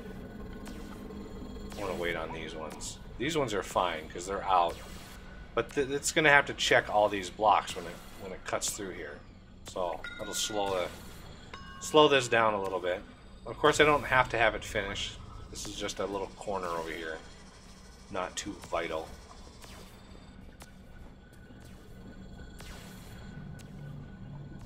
And of course, you can, you know,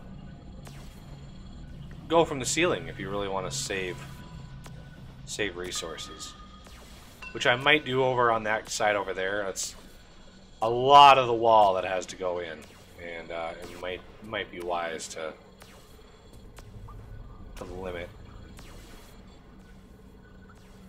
But this way it can't go all the way up and then spill in from the top. Because it's going 64 blocks. I mean, that's way up there.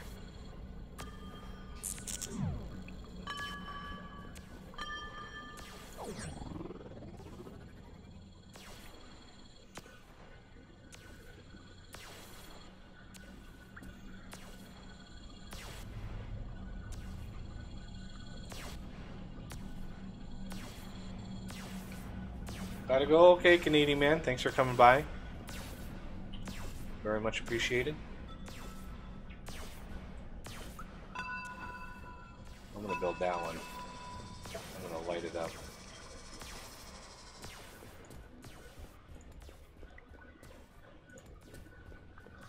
Because this time, this is another way to do it. Zoom, control, take some finger work.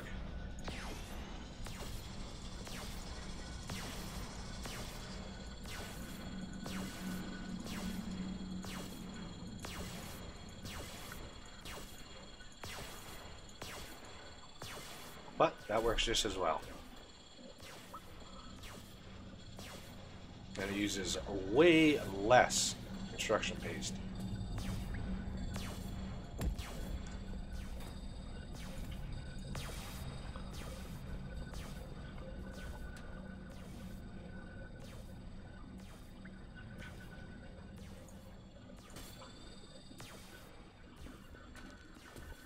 Plus you have to wait around a lot less too.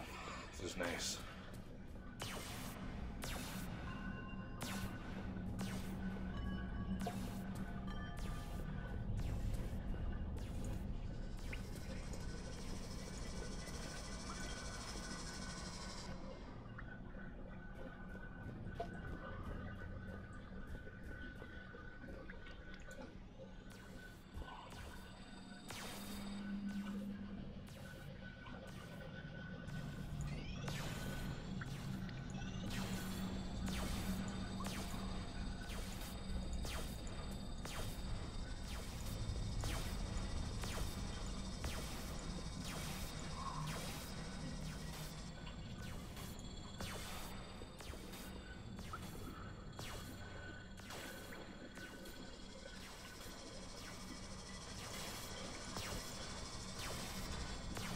Now here is a little tricky part because we have nothing covering this area up here. So this one might have to be for a while anyway.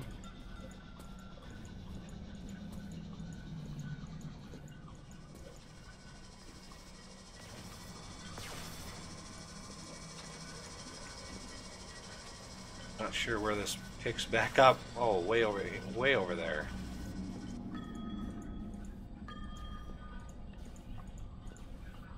There we go. Make sure we get the maximum distance. So you can see it goes way up there. Way up there.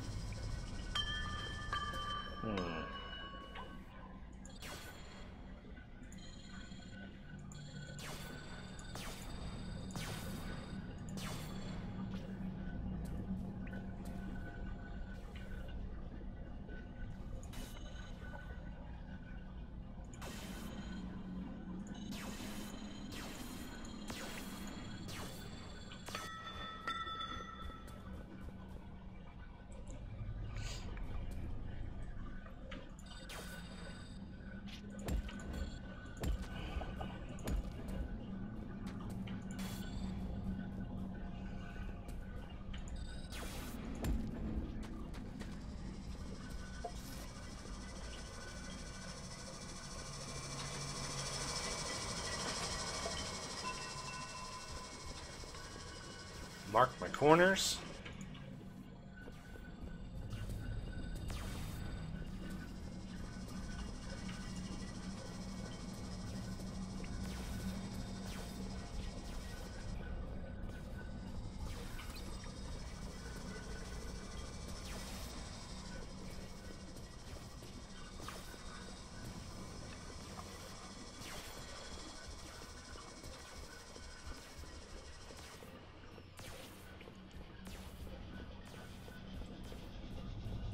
Okay, let's get around this bend. That way I have just the main area over there left.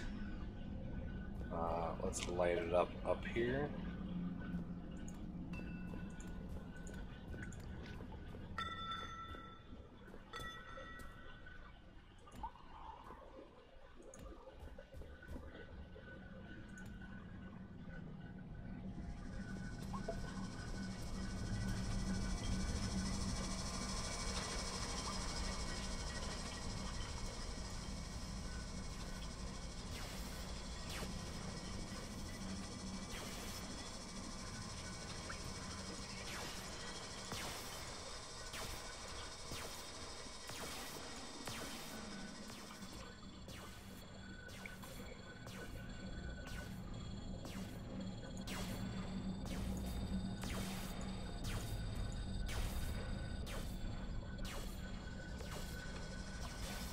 Okay. A lot of prep work.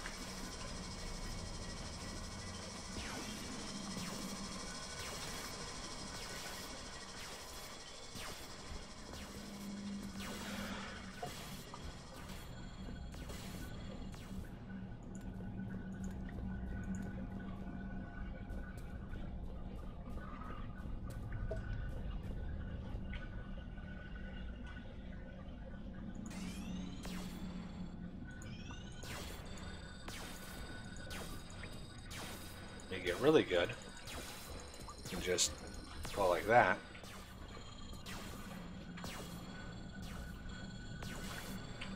Serious hand-eye coordination, though.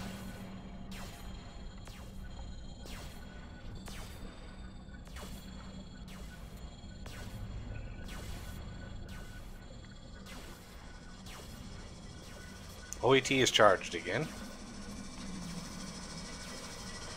And let's try to get to that cargo lift over there.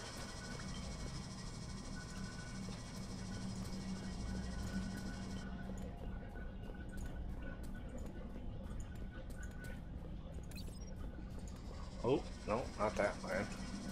Go out a little bit more here. Another cargo. Wow, we got lots of cargo lifts. Right on the edge over here.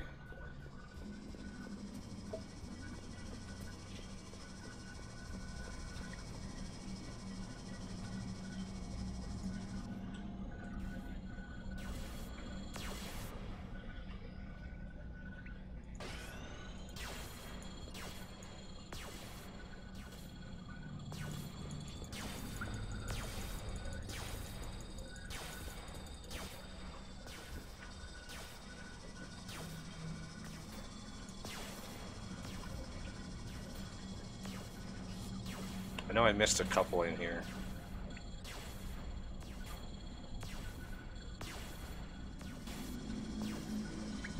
Ah, there's one. There's one. Another one.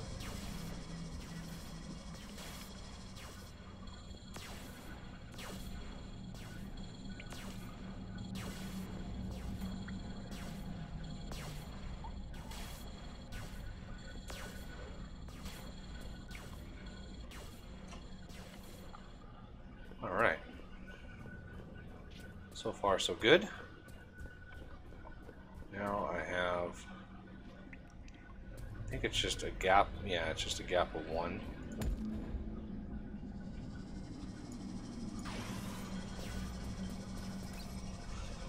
How much construction based? Okay.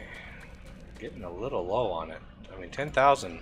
10,000 is a lot, but it's still a little low. Compared to how much we use? Oh, wow. Okay, that should mark where I need to be.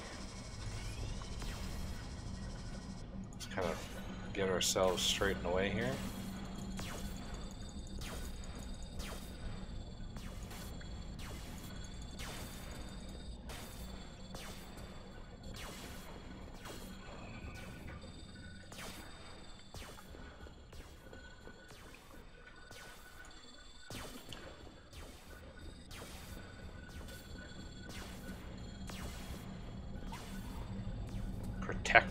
Protect the ore.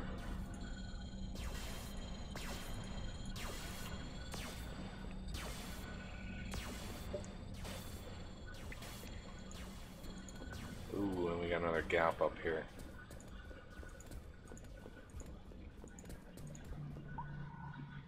And I'm not sure what I want to do out here.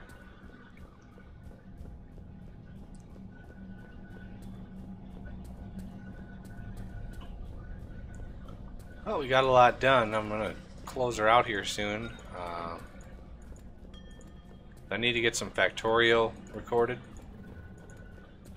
Extreme production.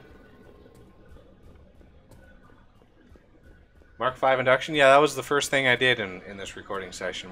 Automated the Mark Vs. So fun. It took me 2 episodes.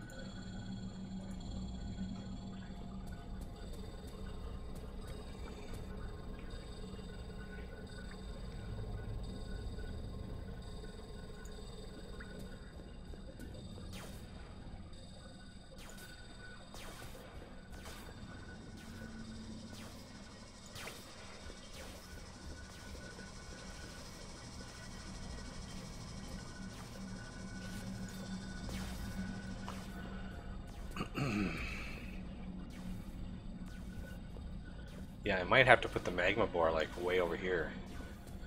Try to build your magma bore as close to the C5 as you possibly can.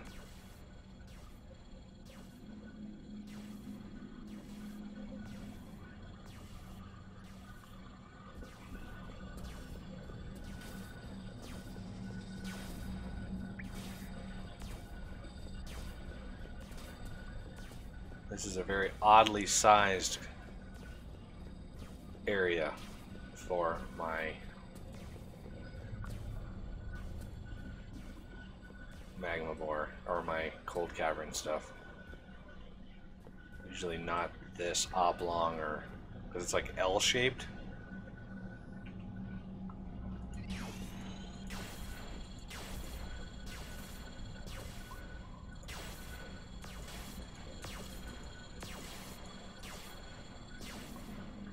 Still making it in there.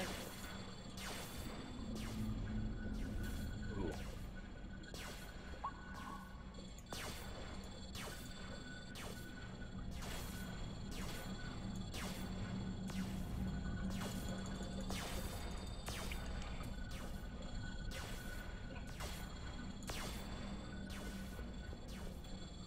Oh, this one right here, right there.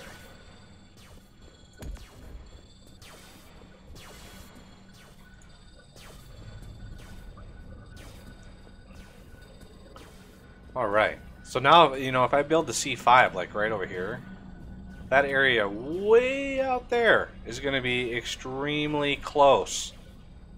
Much closer to the cryoplasm than anything else. So I always try to design the system to be decent. Like decently symmetrical. Like a rectangle rather than like a giant weird zigzag. But not always does it work out that way. Alright, we are on the last layer here.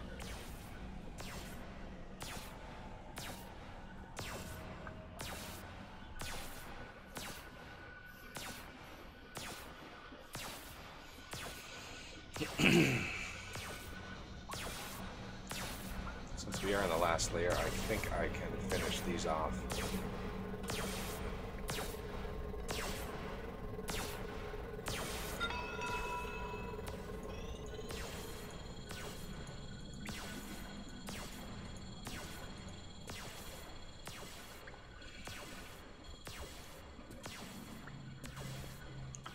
It's already passed, and we're good.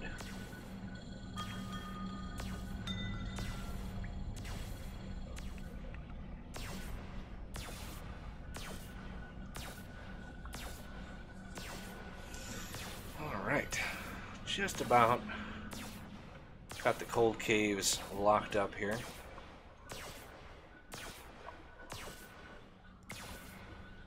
And it's done.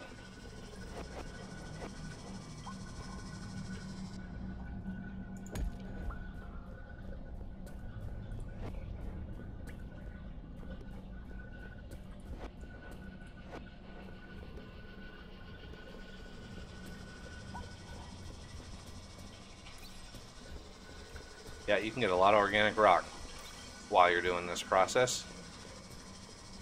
In hard mobs, I get thousands and thousands of organic rock while I do this. Alright, so over here is just what's left. And I gotta figure out what I want to do about the magma bore. Because this is really where the whole thing comes together. And yeah, I need to figure out what I want to do, and that's going to be a lot of tinkering and looking at like the hollow base and all that kind of stuff, which is really hard to do while I'm streaming. And plus, I've got to get some Factorio recorded for tomorrow, so I need to get this stuff processed and rendered, and get some Factorio recorded for tomorrow at noon. So that'll do it for the stream, and I thank everybody for watching. This was a quick stream. By quick, I mean a little shy of 4 hours. But yeah, I need to get some Factorio, and I just did like a 13-hour Factorio stream. So I think a lot of people are burnt out of Factorio for now, but I got to get some more of that recorded as well. So hopefully I get some episodes in before too long. I got a few of these in the can, and I just need to render them and process them. But yeah, I thank everybody for watching, and I will see you next stream, which is hopefully soon.